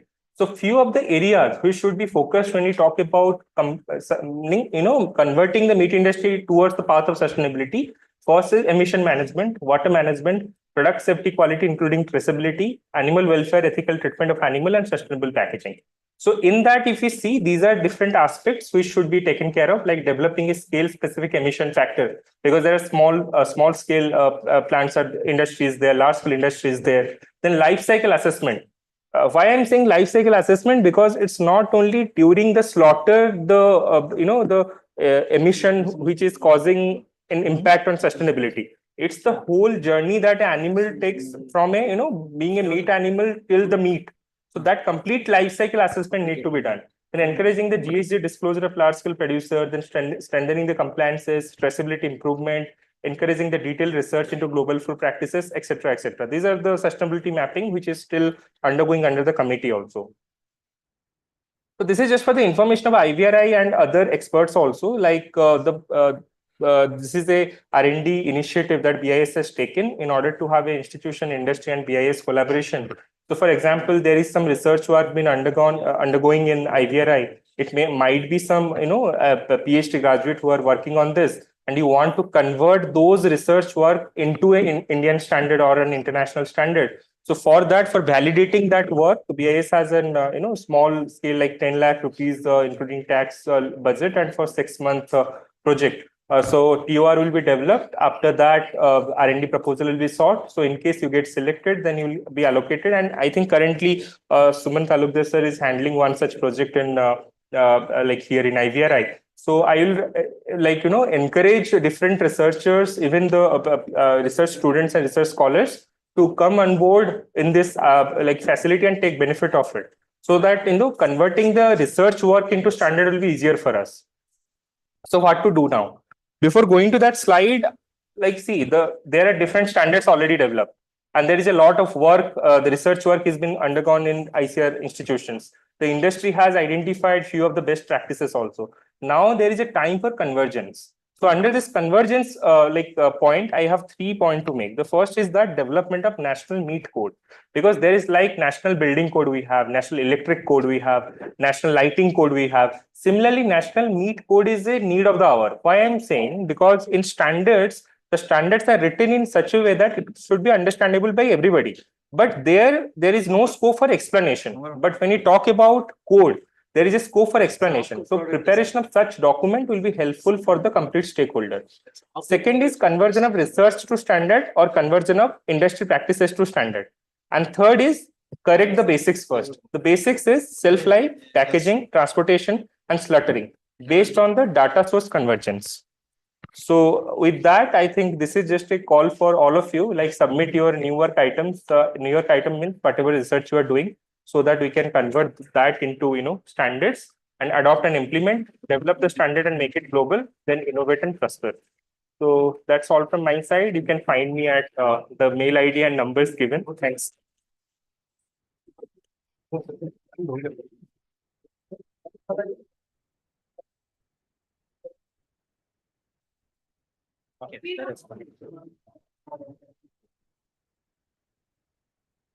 Sir, Chairman, sir, you would like to initiate any discussion?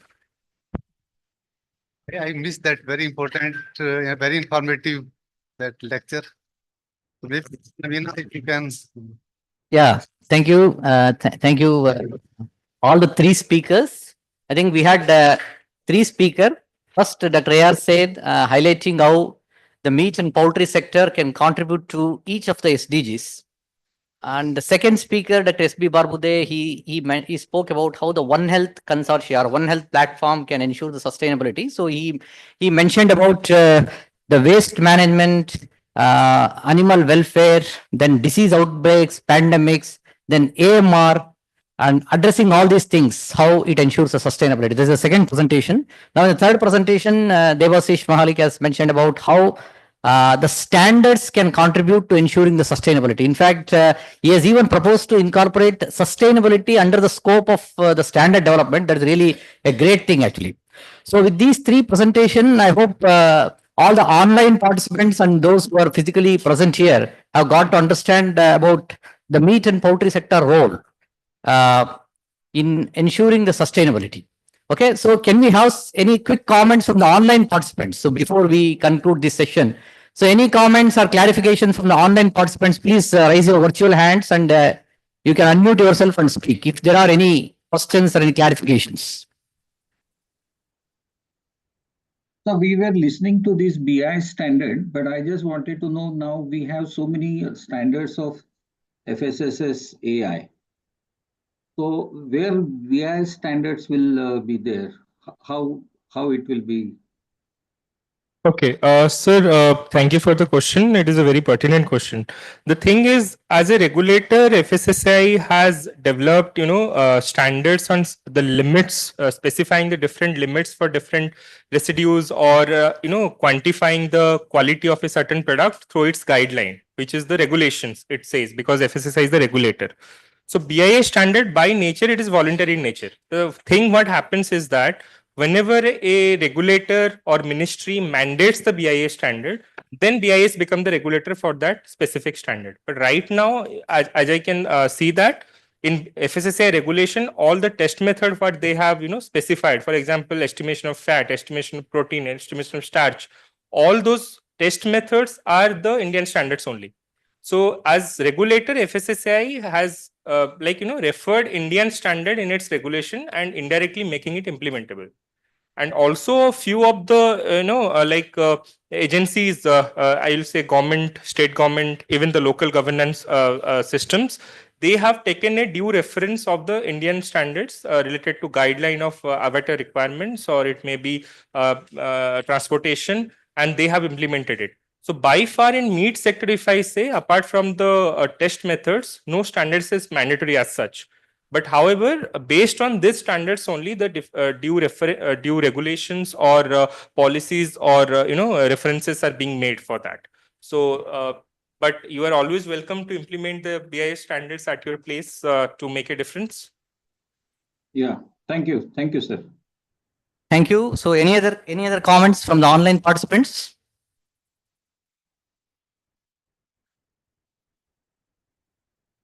Okay, if there are no any participants who are present here from the physical participants here. Okay, so if there are no comments before we move to. Yes.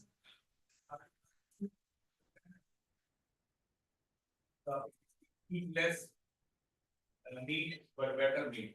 Yes. So what does it mean, and how do we relate to the public?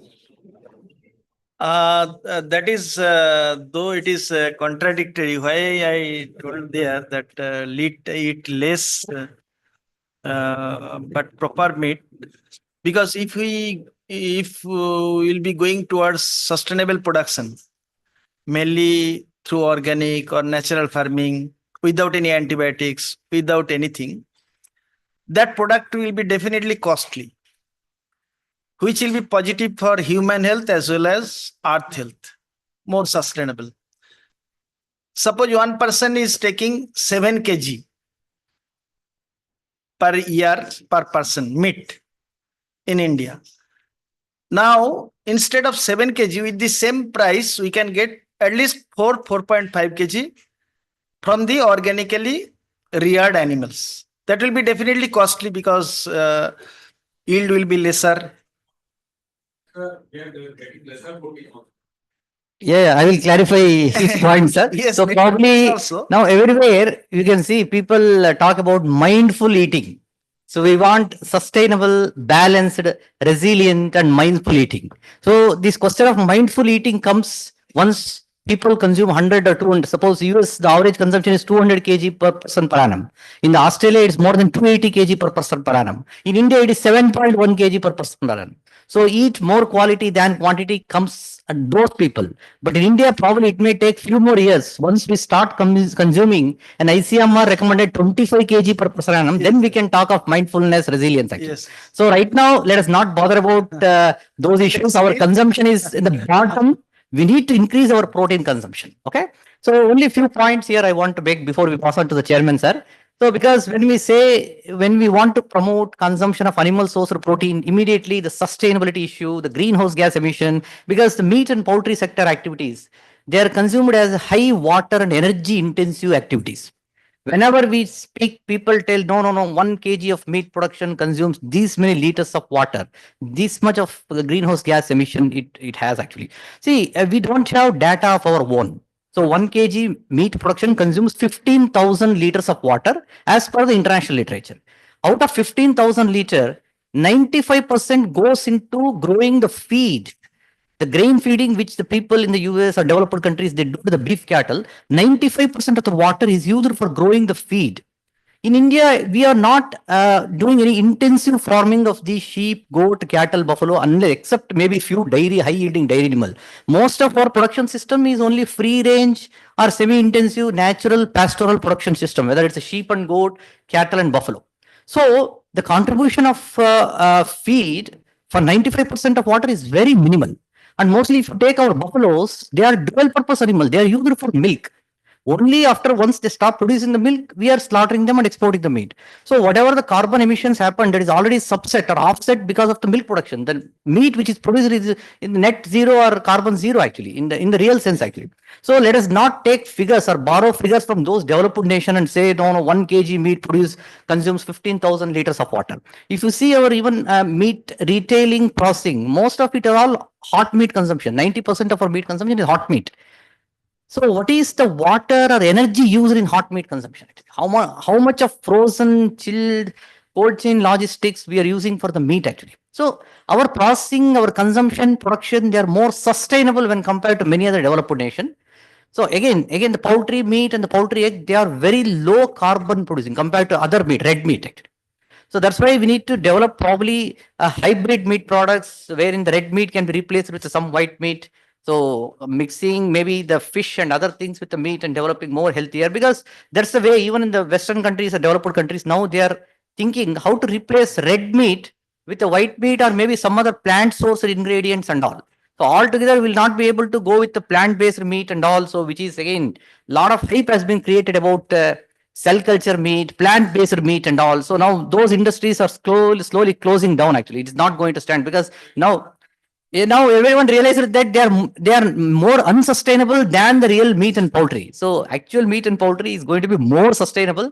So nothing can replace milk. No soya milk or almond milk is going to be as sustainable as the natural milk. And the same is the case with the meat also.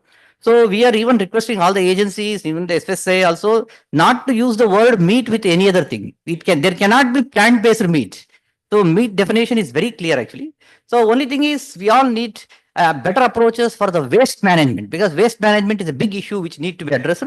So maybe we have a good number of researchers here. So how we can develop the deep processing is a new term which they use actually, because the waste need to be converted to high value products, not just a bone meal or meat meal.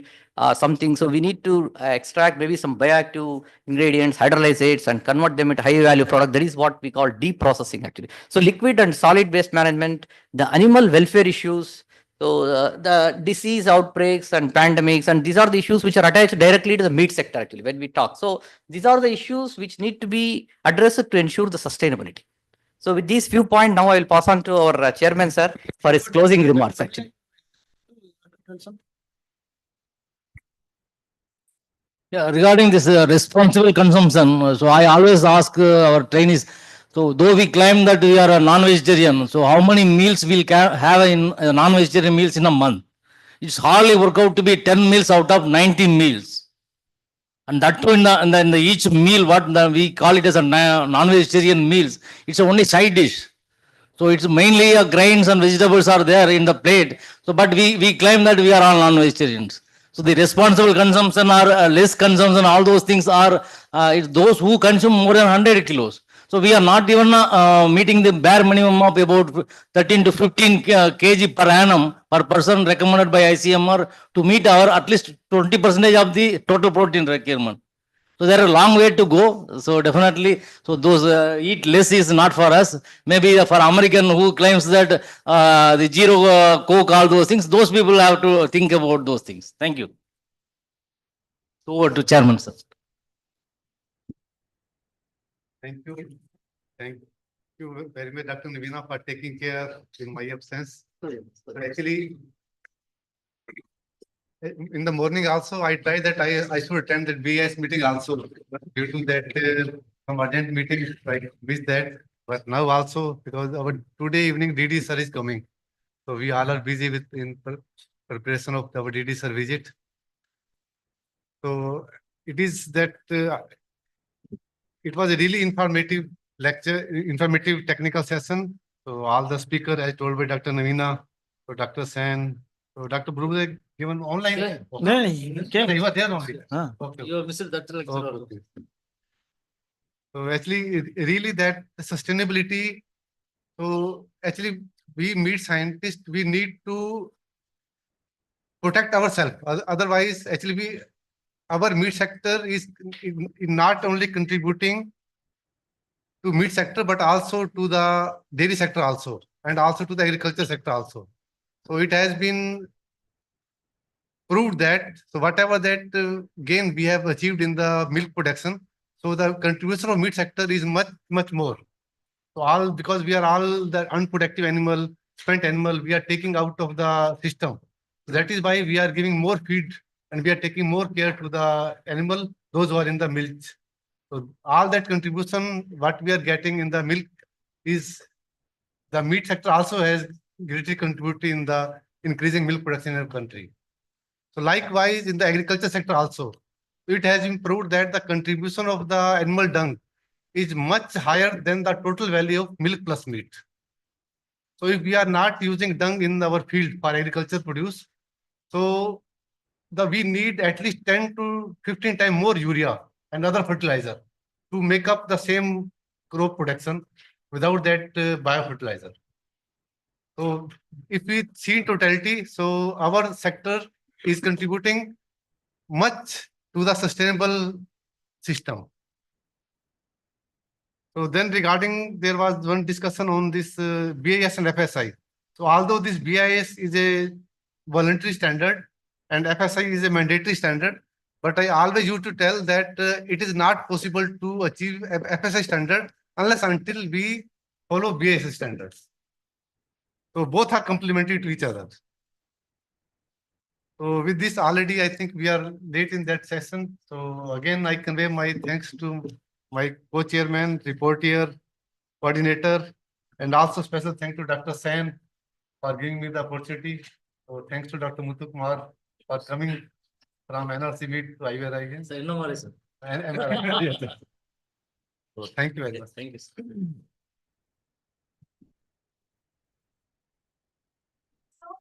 Now we move to our second technical session on role of meat industry in sustainable development. Chairman is Dr. Lucy Tiwari, co-chairman Dr. Ram Kumar, principal scientist, NMRI Hyderabad, and coordinated by Dr. Tanveer Ahmed and Dr. Suman Talukdar and Dr. Gauri Charathan. Our first session is Mr. Rajesh, Sustainability and Quality Control Officer, Precious Barrow, who will discuss sustainability and quality related issues in the meat sector. Okay, actually, Dr. Rupsi ma'am, she has left due to some assignment. Now I will initiate this technical session of role of meat industry in sustainable development. I request Mr. Rajesh ji, because Rajesh ji is since he's from the Lycia, so when I was also in Hyderabad, he was associated with us. And in any program, I think, in all the program, he is very enthusiastically joined with us. Now I request Rajesh for sustainability and quality related issues in meat sector. Yeah. Thank you, sir. I don't have a slide because the topic is such a topic, no, I cannot add any 18th sustainability development goal by my own, right? So it's already spoken about what are the sustainability goals and all. I think, but the topic given to me is to talk about two things. One is quality, and second is the sustainability in meat sector. So I would like to have it as a more interactive session. I'm ready to take any questions on these two topics, because no question can be stupid, but only answers can be. So it's open to all of you. But before that, let me ask you one small question. What is your understanding about sustainability? If any students are here, in layman language, what is the understanding about the sustainability? Can anybody in the online also can answer that? And one more thing is it very new that climate change, according to you all? Is it something new, the climate change? Not at all, right? Then why the havoc today, the hue and cry about climate change today? Any reason for that? Experience different. Negligible, but now it's very visible, and now everyone can see the. That's for example in northern part of India, winter has been shifted from December to January. The rain that during the 26th January now shifted to the 20th February. So this visible to us. Yeah, that may be one reason. Any other reasons? But today I think this is the time of Kumbh Mela, right? No, so this is of 100 years. We will call it as Mahakumbh or something, right? So climate change is also used to happen in this pattern in the globe. We may be knowing that ice age. So the normal period of an ice age is 80 to 100,000 years.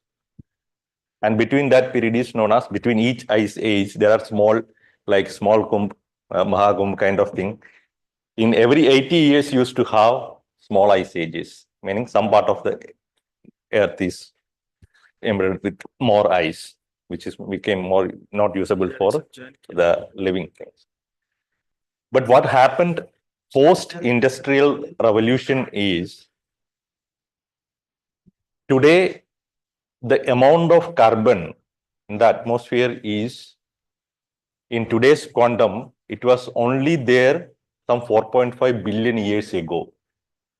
That is the estimation. And the ice age happened at that point of time was so horrific. And that is what today or in the near future we are going to face. So that alarming estimation of carbon dioxide in the atmosphere is leading to a lot of discussion around sustainability initiatives or sustainability measures that every nation has to adopt. That is the reason for such a hype about the sustainability today. So what the meat industry contribute to that? Navina sir many times mentioned about it. Again, the climate change is globally visible to every nation, every human being, or every other organism. But the impact of that or the contribution of that is not equally divided. For example, a small country, yesterday the Qatar Prime Minister or the President was here in India, their emission, per capita emission is many-fold than what we do have. A small country. But it may be because of the population that we do have, not just because of that also. Similarly, the Western countries or developed countries' contribution to the emission is very, very high. China and India in population 1 and 2, its per capita emission is very less.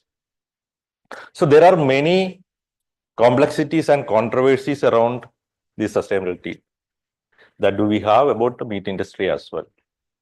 So Dr. Navina rightly said, the yardstick to measure the impact of sustainability shouldn't be same for India and the Western countries because of our protein consumption is different. So answer to your question is like that. Let us not follow something is or mimicking something is happening in other part of the world. Chasing the alternate protein may not be the right solution today. Maybe after 30 years it may be. So today we need to focus on catering more protein.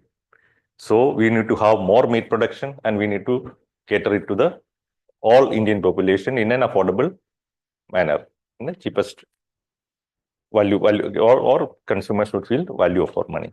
That is what Licious is doing that. So when I started my sustainability journey for the Licious, these all were the questions from the investor sides and many other people sides. So we were also forced to launch an alternative protein because that is what. Then it took a time to convince the stakeholders like that, no, maybe we can have an alternate protein, but an alternate protein in Indian perspective may be more emission producing product compared to a poultry, which is 6 to 8.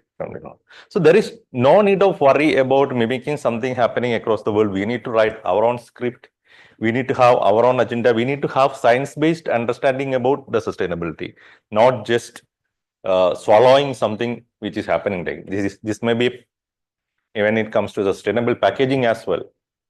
Just replacing a packaging plastic may not be the solution because plastic is required for many reasons. We cannot ban the plastic from the world. Similarly, the antibiotic. So we are today, or the humans survived because of the discovery of or invention of the antibiotic. So antibiotic is not the problem. Plastic is not the problem, but the problem is what? Usage of that, how we use it, how judicially we use it, how rationally we use it, how wisely we use it, that is the problem.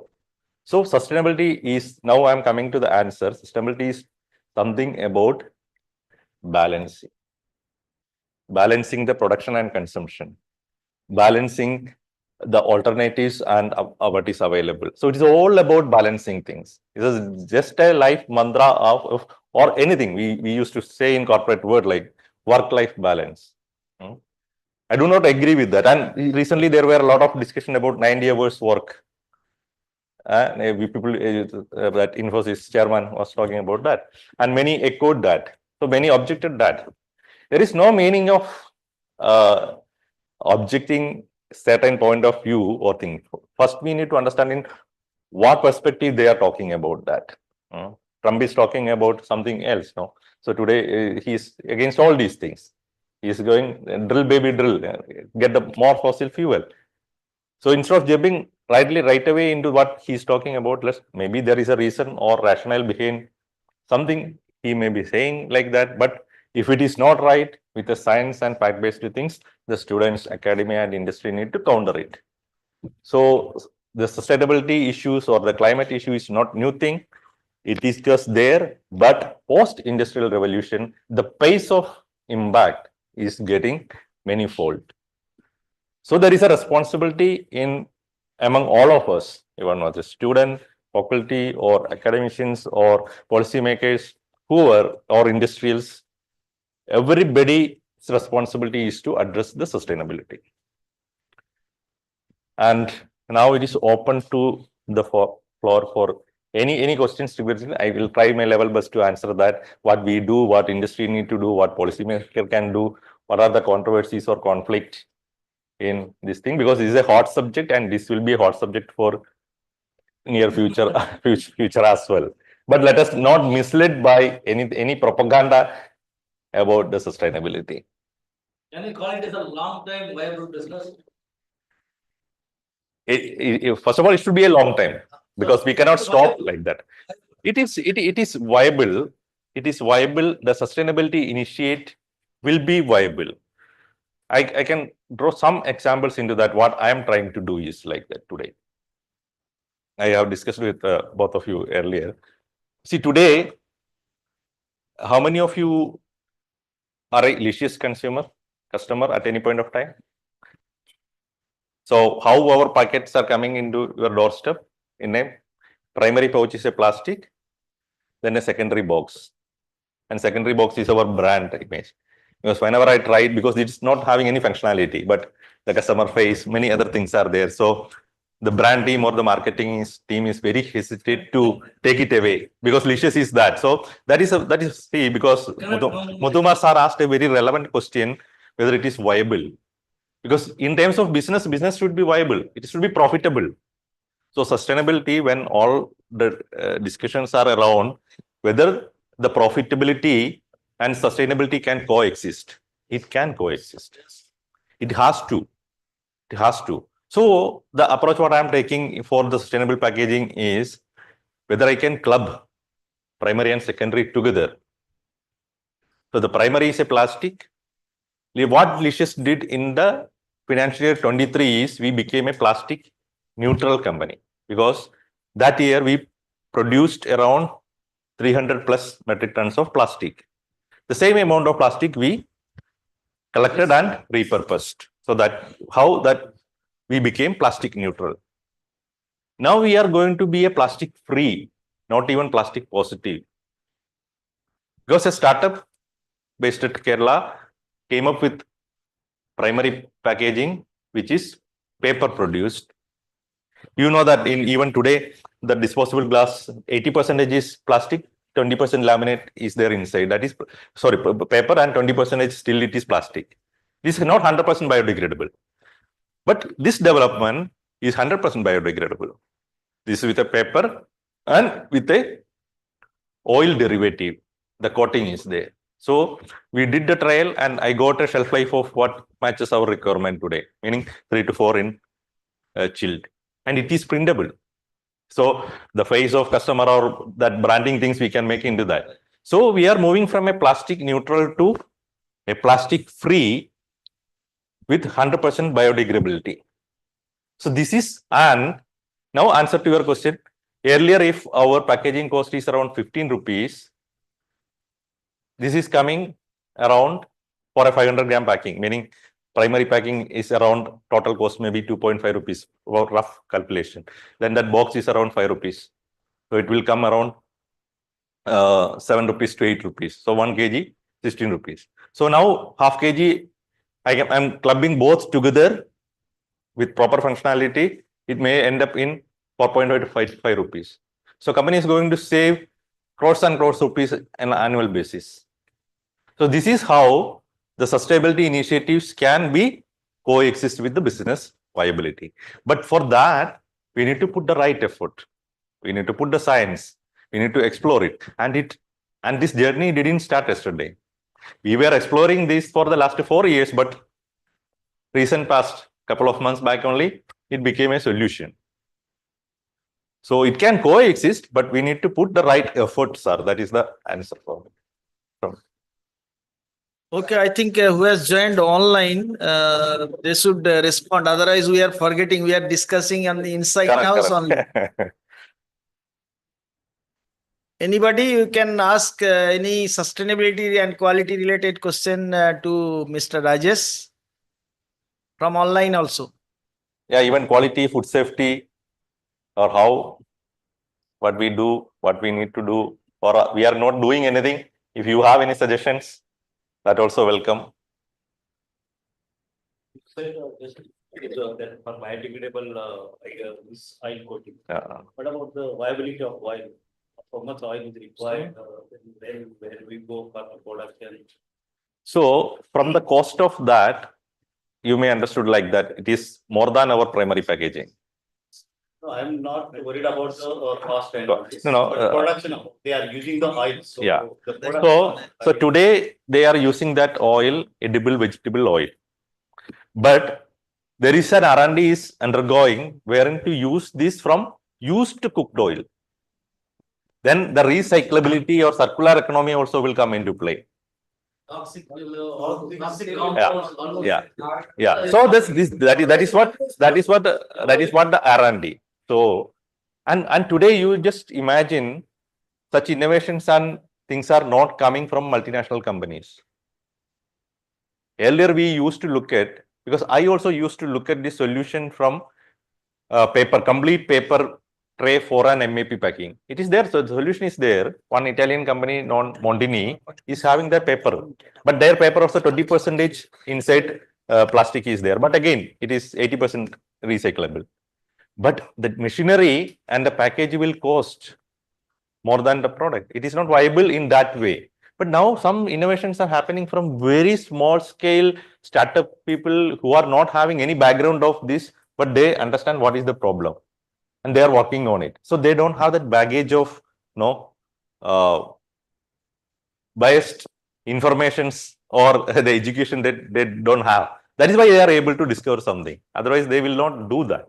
Even Licious came into this business without any script and without any model. And that is why Licious is existing, because India deserves better meat. That is the vision. If that is there, people without none of our founders are from this background, not from food industry. So don't worry about the problems in front of us.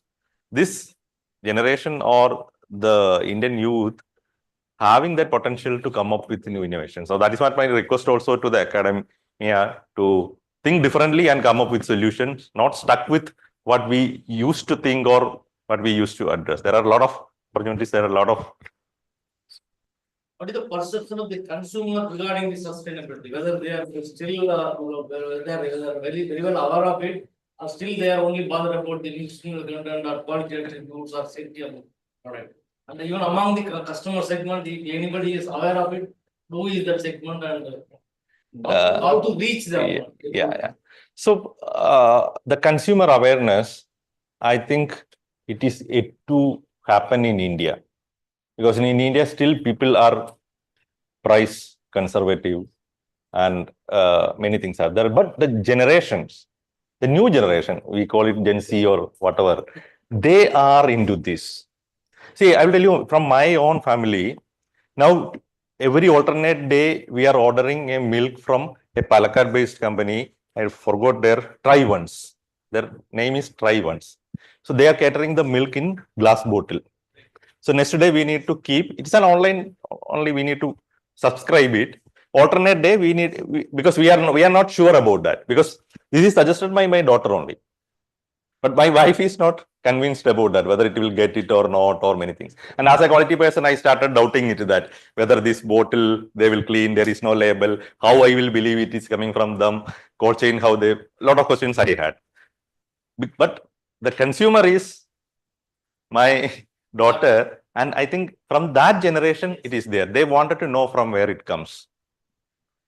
That kind of mindset is coming up in the coming generation, and India will follow that. Like Europe today, they are very conscious about the certifications, mark, and many things in logo.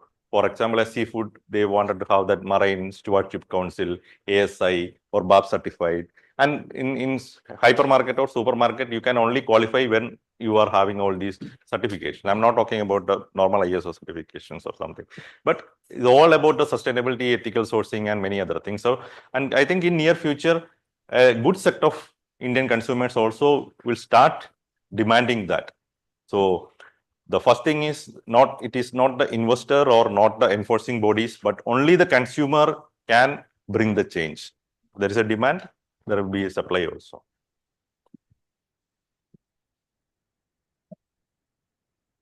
Can we address the shortage of cold chain and about acceptance of sources? See, the cold chain, I don't have the straight answer. How can we solve it into that? But cold chain is the biggest issue for all the perishable items in India. I think a lot of projects, subsidies, many other things are from the government, and we have been hearing this for a long time. And what all funds allocated for cold chain in this is every year it is getting lapsed also. Nobody is undertaking that and implement it. And frozen food acceptance as a consumer, or what my point in this frozen or chilled or product is like that, why the frozen is not viable is the consumer don't know how to thaw it. And in European countries, and wherein in most of the times the temperature is very low, the natural thawing process, it will take time and there will not be leaching of nutrients or the textural difference, something happen. But in Indian condition, if you are not thawing it properly, the advantage of freezing, obviously your product will be safe, food safety will be taken care of, but quality will not be taken care of by the freezing process, not because of the problem of with freezing. And then again, it is not always -18. This lack of cold chain, proper cold chain will result in multiple thawing in the storage or in the logistics. That it will itself will deteriorate the product quality. The mouthfeel will change. The nutritional quality will change. The frozen is not about the acceptance, but it is also about the lack of cold chain, and consumer don't know how to thaw it. That these all problems, I think it will be, and freezing is more energy incentive. No, we need to not need to promote. Yeah. So yeah. Also related to sustainability. Sustainability. Because a country like India where the meat is available in nook and corner for a domestic purpose, maybe for an institutional, definitely there is a need for frozen food. So for domestic consumer, the chilled or hot meat will be good enough. Correct. It is also one of the part of sustainability initiative. So that you are doing. Correct. So in food industry or the food technologist or the R&D is always to extend the shelf life. It is very easy to extend the shelf life. But in meat industry, let us try for building the capability of supply chain in such a way that as soon as harvest, as soon as slaughter, take it to the consumer. Build that supply chain logistic capability in that way instead of increasing the shelf life by additives, preservatives, and many other things. Yeah. Throwing it, another energy, another water. So double energy into that. So this is the sustainability angle we need to put into that. The sustainability should start from each and every individual. Okay, thank you, Thank you, Rajesh ji. It was very wonderful, interactive, and informative for our students at least, because in the morning session, already our director was telling as per NEP 2020, our 50% postgraduate students, they should go to the industry. At least they should have some idea, and our technology or any product should be need-based, demand-driven, or technology industry-driven. That is the requirement of the industry. Anyway, I think our next lecture is by Dr. Tijare. Sir, Tijare sir is there, sir? Yeah, I'm available. Can you hear me? Yes, sir. I can hear you, sir. Welcome for this session, sir. And thank you very much for sparing your valuable time, sir. Now I request Dr. Tijare, General Manager, Venkis India Limited, Pune, for presenting his topic on issues and strategies to promote domestic and export poultry meat sector. Dr. Tijare, sir. Thank you very much. Thanks. I'm thankful to the IVRI organizing committee and the chairman of the this seminar for giving me a permission and inviting me to talk and put forward my views on this subject. So I have my presentation also with me, and I'd like to share the presentation. Yeah.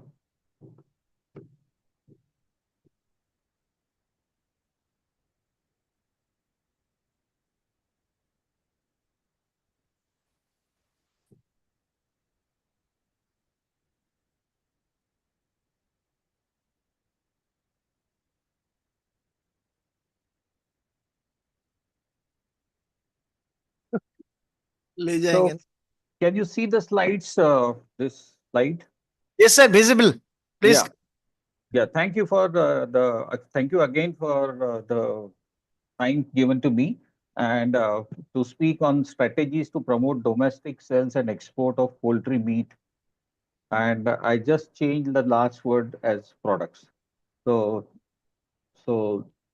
let me tell you that this all refers to a poultry. So poultry bird in India or all over the world, which is used for the consumption, is a broiler.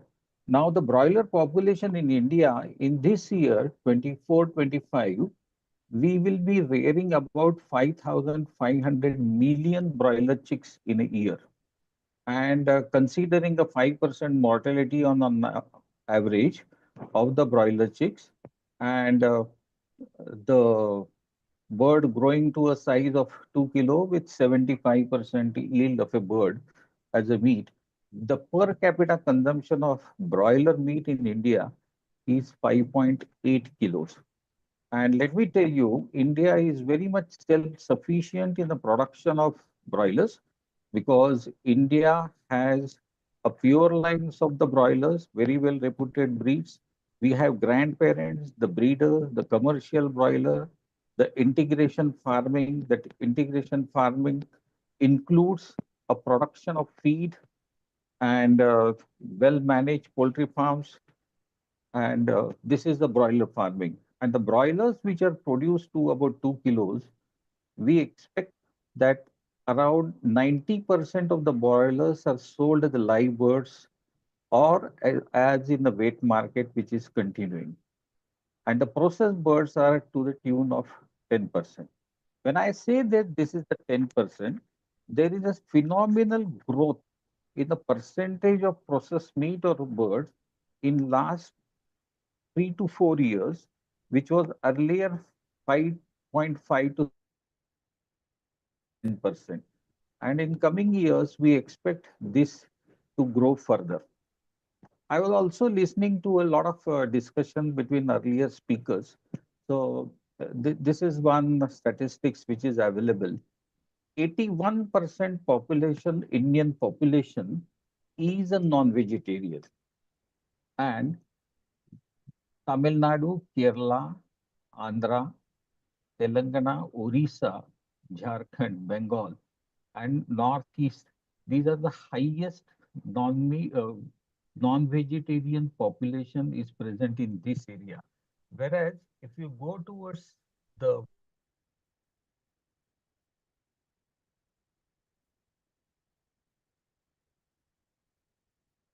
however, when we say 81% of the people are consuming non-vegetarian in India,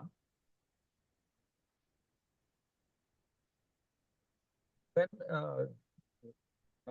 non-vegetarian population is there, that doesn't mean that these people eat non-veg on a daily basis. However, these people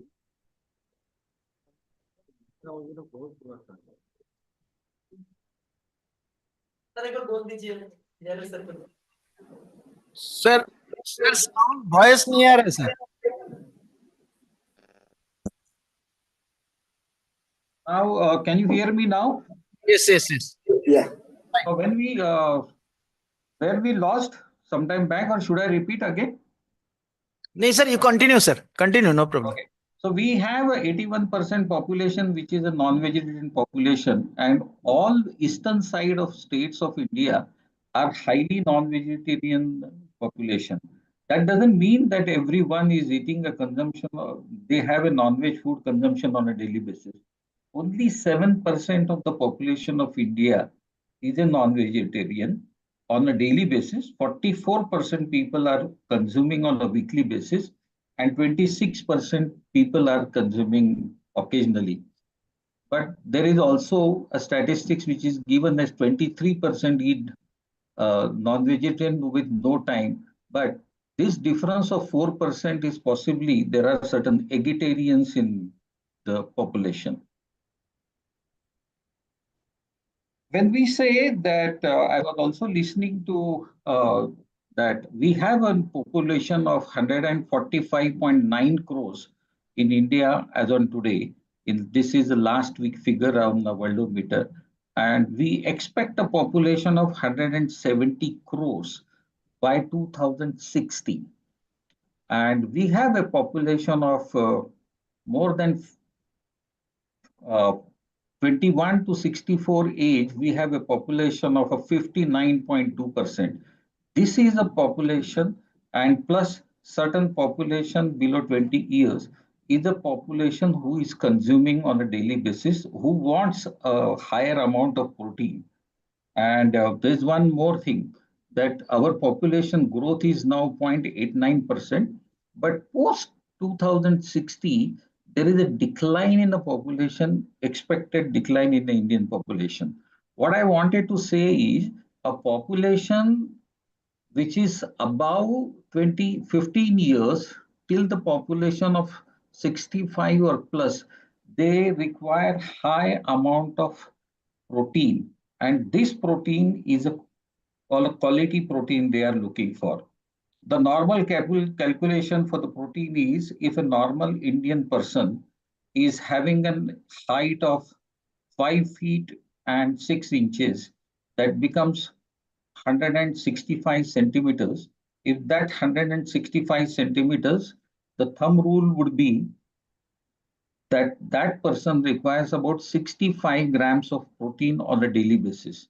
So this 65 grams of protein, which has to be fed to the human being, would be a greater challenge for the Indian government and the scientists of India to feed a quality protein to this population. Otherwise, as there are lot many discussions earlier happening that 30% of the population is not getting sufficient amount of protein in India. So this can be this challenge can be mitigated to much extent by the broiler farming and broiler growers. So broiler having a 27 grams of a protein and in breast meat is 31% and with less amount of fat compared to other dark meat. We can definitely give a value to the farming. Now the poultry farming, we have, as I explained to you, have the proven breeds. The poultry farmers are giving a quality feed to the farms. This quality feed is basically their feed is so much balanced in terms of amino acids, in terms of fatty acids, and the energy level. So it's an excellent because we are looking at the techno-commercial angle with the broiler farming to grow a proper bird of 1.8 kilos in 35 days or 2.2 kilo in 39 or maximum 40 days with a better feed conversion. So there was also a discussion which is happening about the water consumption of the bird. So let me tell you certain figures from poultry. I'm not aware of the dairy, but during a growth of 2.2 kilo of bird, a normal FCR or feed conversion ratio we consider is say 1.6. So if we consider a feed conversion ratio of 1.6 for 2.2 kilo bird, 1.6 into 2.2 kilo of bird, then the total feed consumption is 3.52 kilos. And this 3 point, that also means for 3.52 kilos of bird to grow, it requires maximum double the quantity of feed consumption. That is, say 7 liters of water for consumption. Of course, there will be a little variation due to climatic conditions in summer. This consumption would little go on a higher side. So then another thing is we were talking on the quality of a birds while quality of a meat. So I also explained to you there are about 10% of chicken is processed in India in automized or semi-automized processing plants. We are having about 82 plants whose capacity is to produce 2 lakhs birds per hour is the slaughtering capacity. And we expect a poultry processing growth in the coming years more than 20% per annum. I was also listening to a discussion with various scientists that are we really consuming a meat or we are consuming a muscle? Now, all scientists of livestock product technology, and this is a big question. Now, we really need to educate the people in a various way that how they should convert the muscle to a meat. These are steps which are involved in that. We are all aware of that, but we need to communicate to the consumer that we had to change the muscle to meat. There were also people are thinking that a meat which is freshly slaughtered should be consumed immediately, or there are so many steps into that. So this is all I leave it to the scientists how these technical matters needs to be communicated to the consumer and how the consumers should select a meat while they consume poultry meat or any other meat for that process. We are looking for a growth in a processed food, and there are various food growth drivers. Now, people are more health consciousness. This health consciousness was already there in the people, but post-COVID, this health consciousness has increased. People had changed their food habits. People had changed their hygienic practices. People are looking for, the consumers are looking for more protein value. They are looking simultaneously a convenience, availability throughout the period of throughout 24 hours, and they are looking for uh, optimization in the size of the product and easy to cook product or ready to eat products or easily available products for them. Now, consumer preference is also, as I explained to you, protein meat or broiler meat is considered for the protein value. It is also considered for lean meat because of the fat contents, more tender and juicy because the age of a bird is very less. And as the age of a bird is less, it's more moisture contained in that.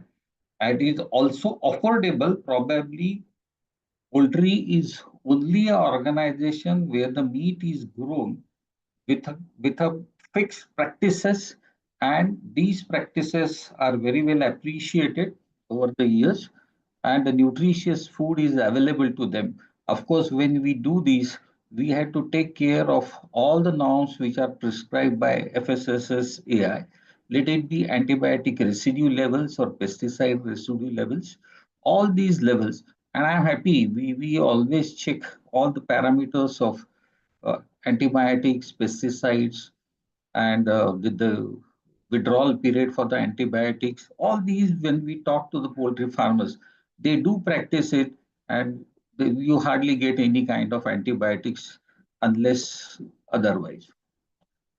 There are chilled and frozen. We were looking at certain discussion for the chilled and frozen.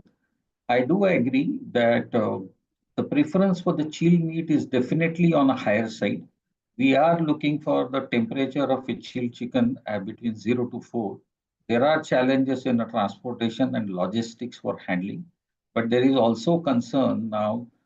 Government has advised the shelf life of these products between 2 to 4 days under refrigeration after the slaughter.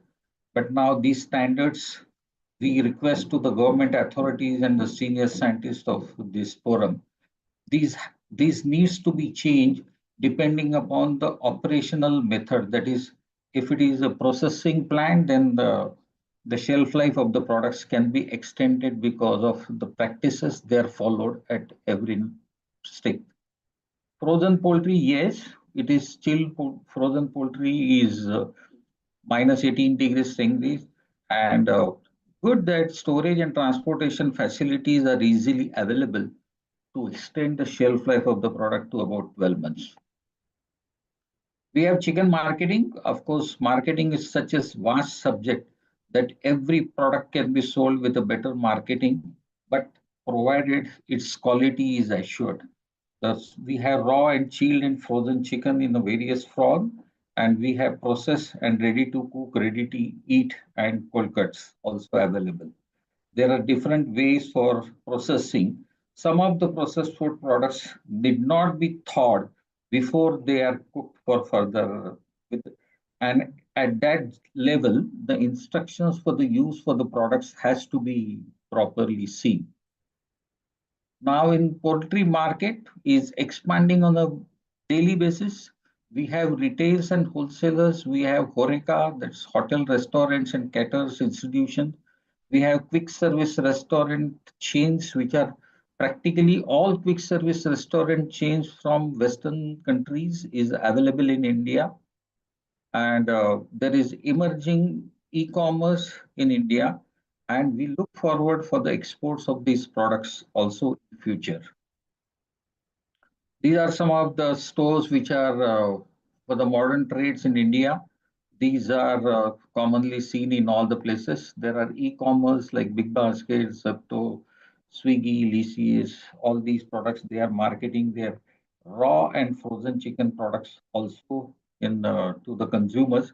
Very well appreciated. E-commerce is very emerging, very fast, and increasing its presence in all A grade and B grade cities. and also the percentage of sales is increasing. The various quick service restaurant, I told you that there are various quick service restaurant chains in India. They had already started. Some are also likely to come up. There are various innovative chicken products which I saw some of the slides which had been already presented. There are certain freeze-dried products which can be used in various chicken soups or various other kinds of products. There are certain shelf-stable products like chicken vapors which can be uh, stored at normal room temperature with or without gas flushing. There are certain shelf-stable products like chicken salamis of various nature and shelf-stable products which is chicken sausages and other like these products which are also can be consumed. FSSI is already mandatory for everyone. Everyone is using certification for FSSI. Certain processing chicken plants are also being certified by Export Inspection Agency. This gives us a leverage for export of chicken products to other countries. Now, export of processed chicken products, of course, I am quoting you an example. That example is not for the chicken, it is a normal vegetarian vada pav. Vada pav were ranked 19th in world best sandwiches by the Test Atlas in this year. So what I mean to say that Indian products, which is a good taste products, are appreciated by majority of the population in the world. And that's how we ranked 19th for the vada pav. So we have the spice mix, we have the preparation ways, and we have the very good innovative products by which we do not have any problem in capturing the export market when we are given an opportunity. Now, presently, Indian population is 16 to 17% between uh, of Indian population there is in the world, with highest concentration of the people in USA, which is 5.4 million, Australia 9.76. All these continents are giving a good percentage, and the Gulf countries with the highest population. It's said that whatever you eat in your first 3 days of life, those taste buds are developed forever. And if it is so, then all these Indian population will be looking for a products which is typical ethnic Indian taste. However, when we talk to lot many European and other countries people, they also prefer Indian products for the taste, the spices, what we mix.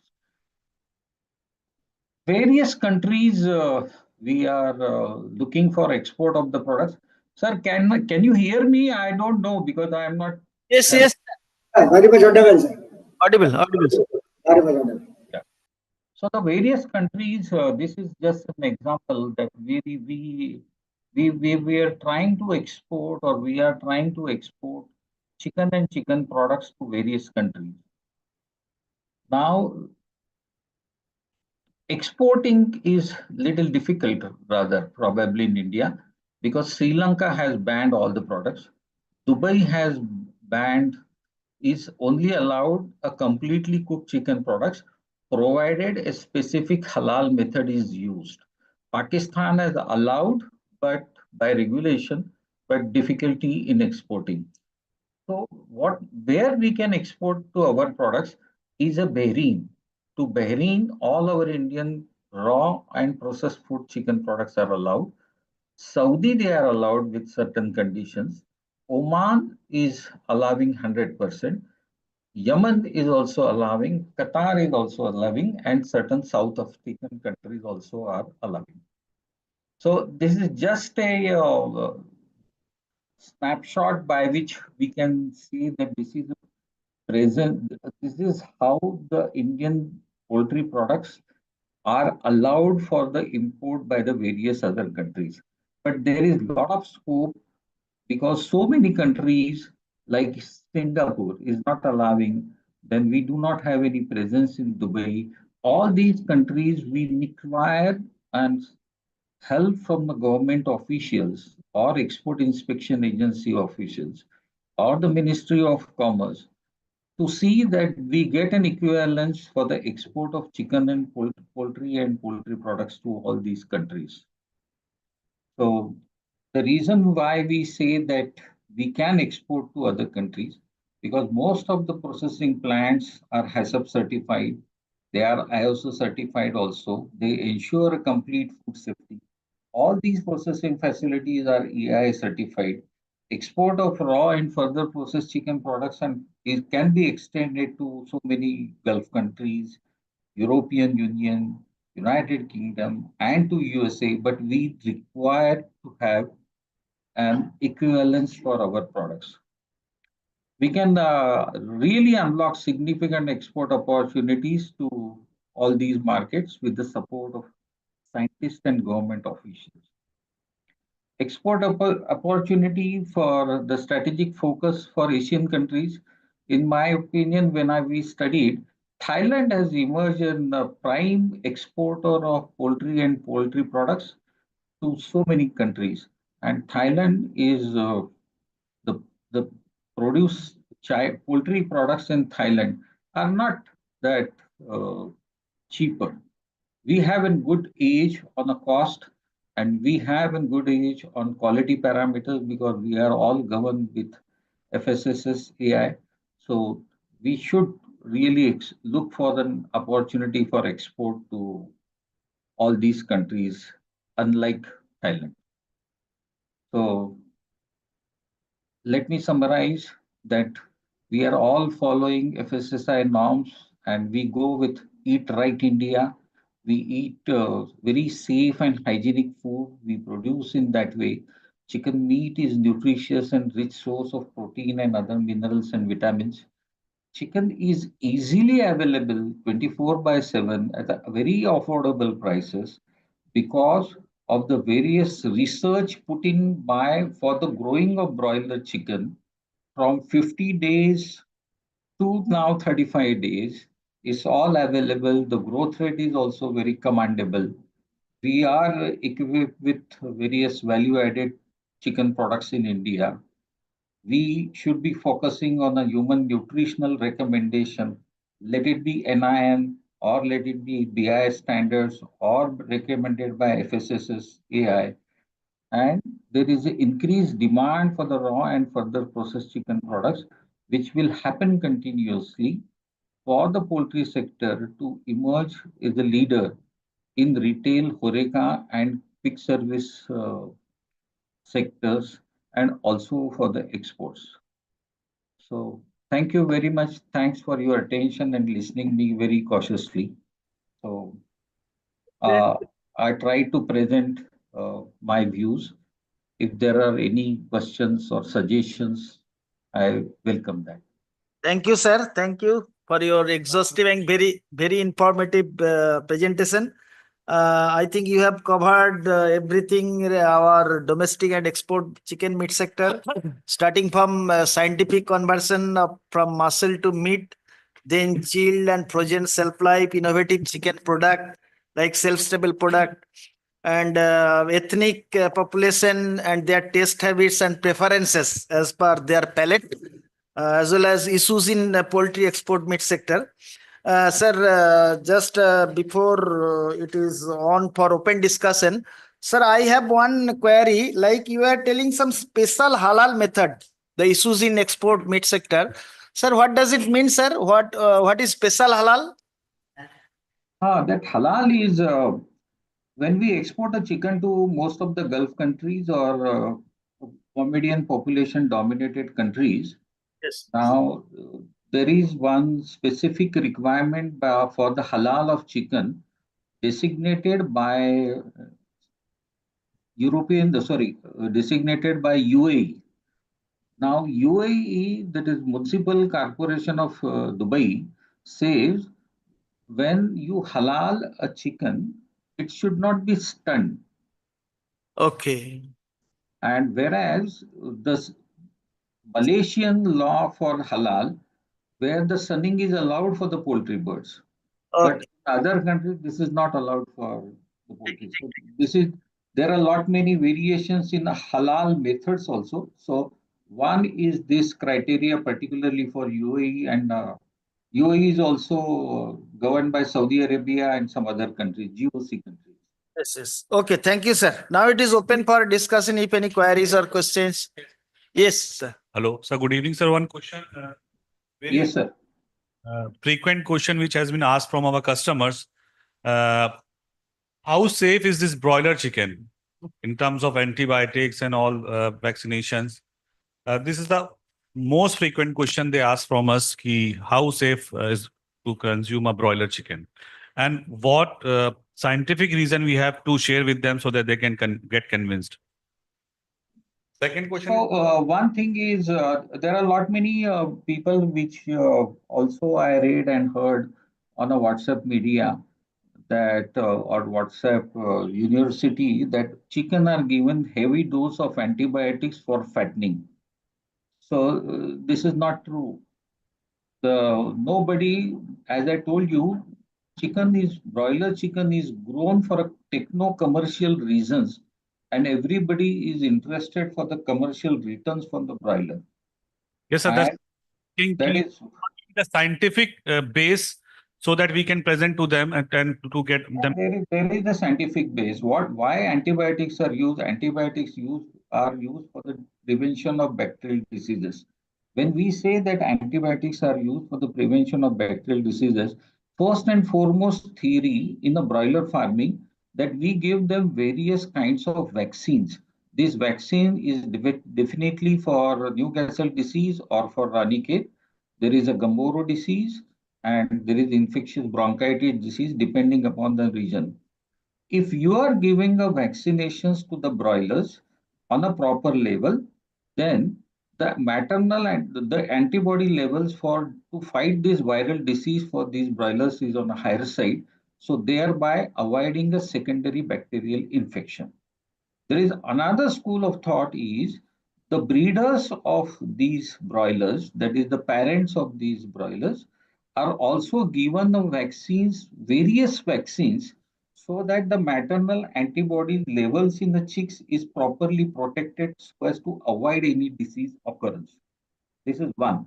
Another thing is the most frequent problem for the bacterial diseases is the poor or contaminated feed or water. Now, 80% of Indian broiler farmers are now in an integration level. That's integration levels is some hatchery person gives them chicks, feed, medicines, all vaccines, and they support with them managemental practices by which any particular viral or a bacterial disease is avoided. So, and there are, of course, a list published. This is how we are keeping a good resistance in the broiler chicken for which avoids to use any kind of antibiotics in the broiler. That is one. Another thing is people are giving in a WhatsApp media that people are injecting something to fatten the chicken. That's all fallacy. It's not there. I have not seen in my life of 40 years of poultry farming that somebody is giving any kind of hormone, let it be stilbestrol or whatever hormone. That hormone itself would be very costly and nobody gives that. Actually, we should give a credit to the scientist, Indian poultry scientists, who had developed this breed with a genetical research. And this genetical research is not genetical engineering. This is genetical selection. And this selection is very much important for the growth of broilers. And if you know in India, we practice in even on the marriages of a human being, we practice a normally called as Gotra system. So what does that Gotra means? Now in poultry language, we use this Gotra as a pure line A.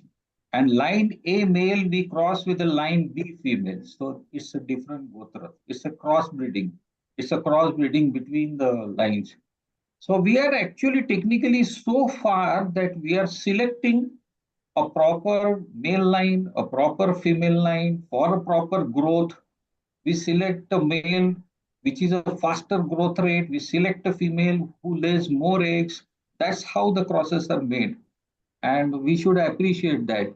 That is the reason in last 30 years, a bird which was taking about 50 days to grow a bird to the weight of 1.2 kilos is now we are growing 1.8 kilos in 35 days with the least mortality. So this all thanks to the scientist in the genetics and research, thanks to the scientist in a nutritional research, and thanks to the management person in the poultry farming. Indian poultry farmers are the super poultry farmers. They know animal husbandry in and out. This is the result that how we are growing this industry so fast. So this is a vast experience, vast explanation, but I think I tried to cover you on the some points where we have a minimal use of antibiotics in a chicken. Thank you, sir. Thank you. Any other question? You have. Sir, in case of the cost of production, how far we are competitive with the other developed countries, especially like Brazil-like countries? Yeah, it's very good question. So let me tell you that the major source of protein and energy for the poultry feed, in the poultry feed, we are using corn and as a energy source. We are also using protein source. The major is constituted by soybean. And if you talk to me today, we are very good producers of corn. And whatever corn we grow in India, 60% of the corn was normally consumed by the livestock industry and majoritarily by the poultry industry. So the estimate of around 32 million metric tons production of maize, which was last year, 60% was on livestock. So this was available in India. Now there is some diversion of this maize into ethanol production as per the government norms. But now some ethanol production has initiated now. So that is how the cost of maize in India is going on a slightly higher side. So that is one. But soybean, we have ample production of soybean in India. And this soybean, most of the poultry farmers in India, their major protein source for their feed is from soybean. Some little quantity is also from mustard or any vegetable protein source, and also from animal source like fish meal or fish meat, wheat meal, and all that. But we have these two constituents that supports, and we have good production of these products. So if it is not diverted for ethanol, but it is being diverted. So the other source of cereals like bajra, jawar, all would be consumed. But we are quite competitive on a price front in India. Brazil, they don't have any other. This our breed is excellent. They have only superiority possibly on a completely environment control sheds would be available there, which are not in 100% in India, but gradually they are converting. But our conversion ratio is very good. So we are very cost competitive on production of a live chicken. Sir, we are seeing among the large of the integrated that the birds are fed with the pure vegetarian feed.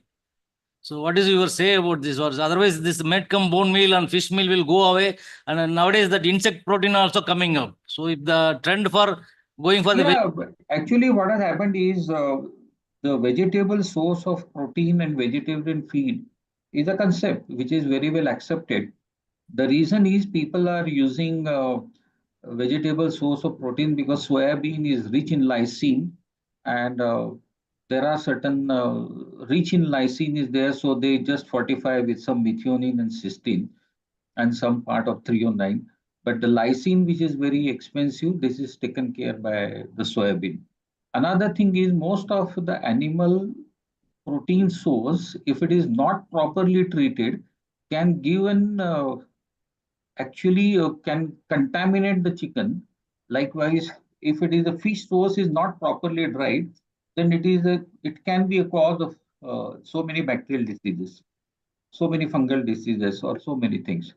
So if it is a good source, which is properly hygienically treated, that's okay. But otherwise, we have good source of soybean in India. And people are now using enzymes. These enzymes are used for particularly for source of phosphorus, that phytase enzymes are used in feed. So that with the phytase availability, the phosphorus availability would be greater on a greater extent. So it solves our problem. So our feed is based on a vegetable feed with certain enzymes. So these enzymes also support the bioavailability of that ingredient in a most profitable manner. Thank you, sir. One more thing, sir. This FSSAI has come up with an initiative that the retail shops to improve the consumer confidence. So they are grading or rating the retail shops like A grade or B grade like that. So why don't we come up with such a program for the farms also, so that the farms which are not using any antibiotic are maintaining a very good phytosanitary measures inside the farm. If they are grading as a grade or something like that, so definitely the consumer confidence will go up. Yeah, this is a good idea that we had to communicate. And as I told you, people are not using indiscriminately any kind of antibiotic to feed or water, because all integrators are very cautious that at the end of a day, the chicken meat should not have any kind of the antibiotic levels which are above the permitted levels. And also they take care that certain restricted antibiotics not to be used in feed. But what you said is good, that we have to be more communicative and informative to the consumers. Yes. Thank you, sir. Okay, I think, sir, you have clarified every points from our participants. Now we have our panel discussion, but I think we have discussed many things, many issues already we have discussed. So we'll skip this one and we will conclude this session. But before concluding, my co-chairman, Dr. Muthu Kumar, please put your comments for this session. Thank you very much, sir. I think we had a very good presentation from industry experts. So it was really a very informative and very elaborative presentation that cleared a lot of our doubts and apprehension regarding the poultry production as well as the marketing of the poultry meat and other meat product. So as to summarize all this discussion, our chairman of the first session, Dr. Mandirata sir, said that so any sector to be sustainable, so first of all, it should be economically vibrant. So for that one, we have to address the supply chain, including efficient supply chain, starting from the animal production, logistic, all those things to be put together. So the productivity has to be very high, so that the cost of production per unit will be less, so that the economic revenue to the farmer as well as the processor and even the consumer will be of remunerative one. So that is the one thing. And to increase the consumption or demand, continuous demand for the product, so the value addition is a very plays a very key role. So not the value addition not only converting into various value added product, but it will be start from the traceability. So that is also a kind of value addition. So that gives a lot of confidence to the consumer.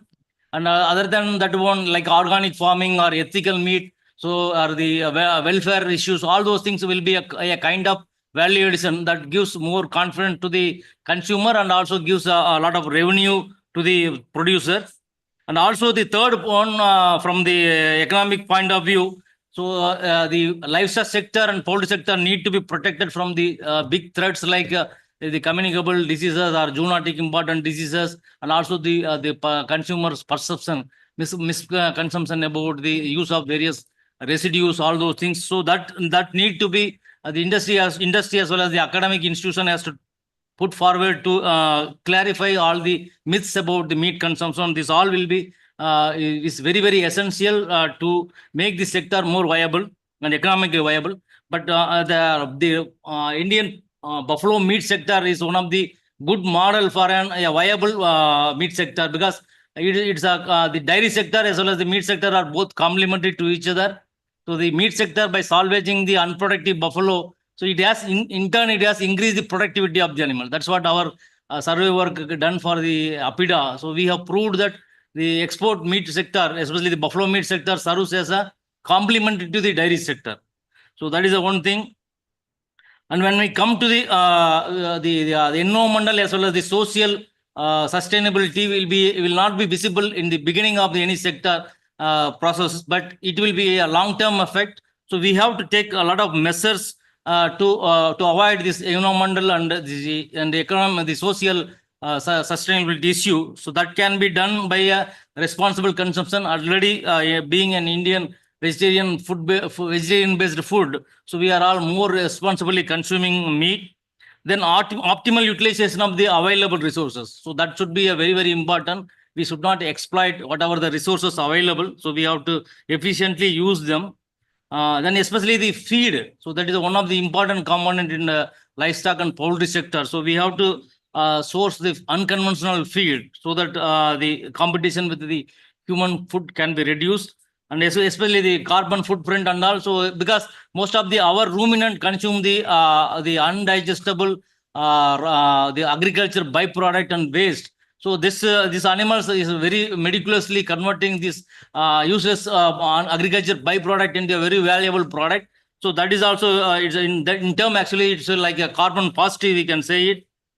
Then efficient marketing channels. So definitely we have to reduce the pre and post harvest losses. So that will definitely going to save a lot of revenues, and that will make the sector more sustainable.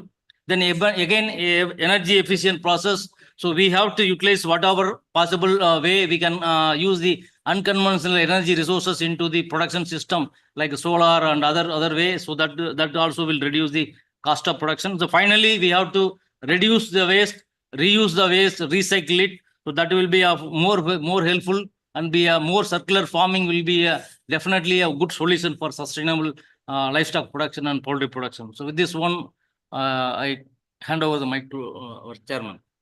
Thank you, Dr. Muttu. I think you have already concluded.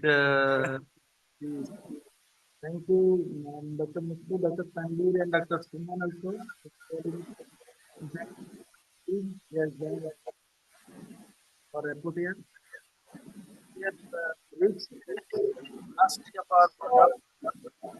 Now I give over the mic to our. Not audible.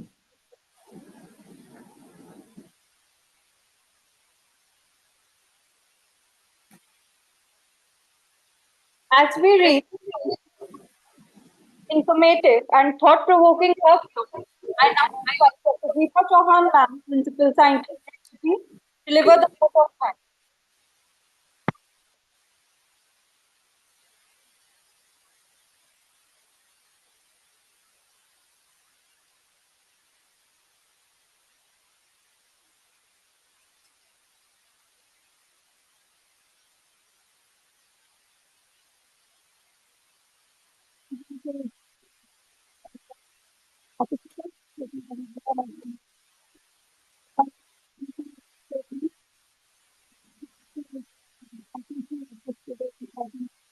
Madam, you are not audible. Not audible.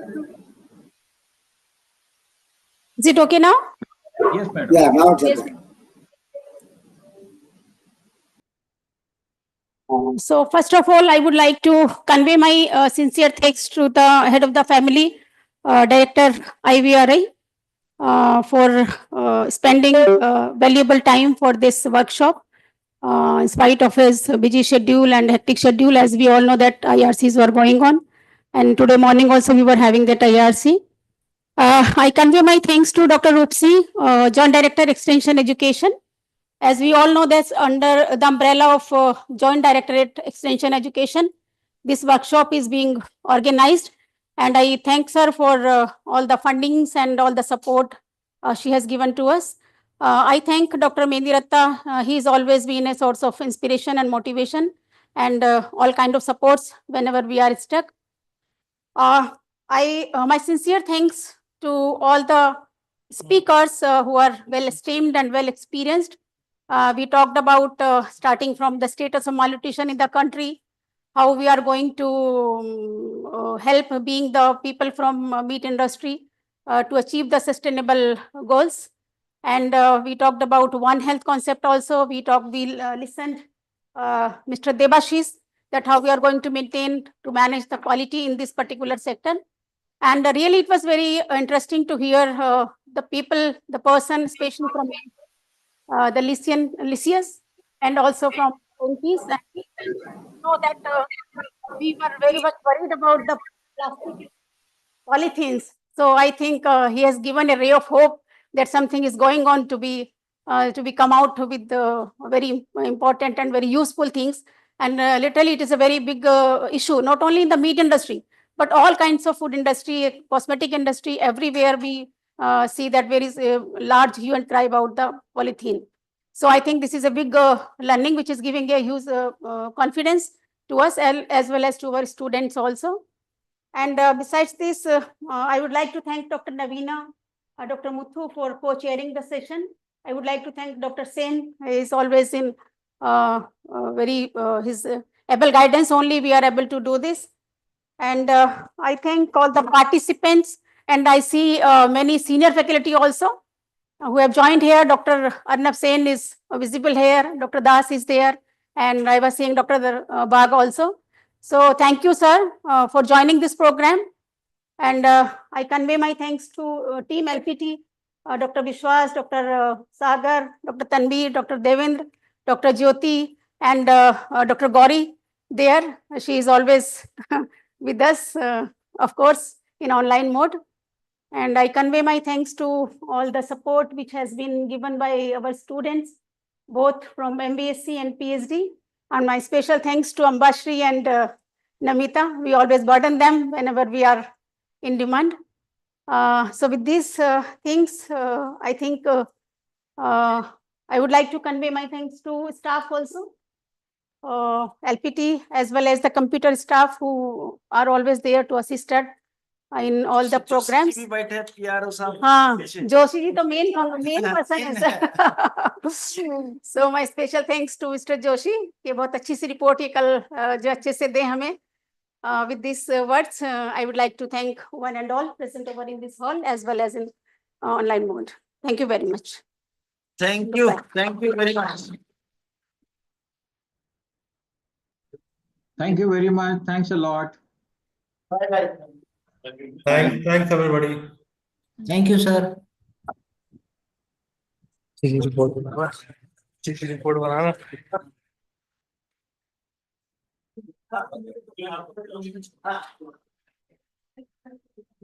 चल भाई, काल छोड़ते नहीं लोग, ठीक है.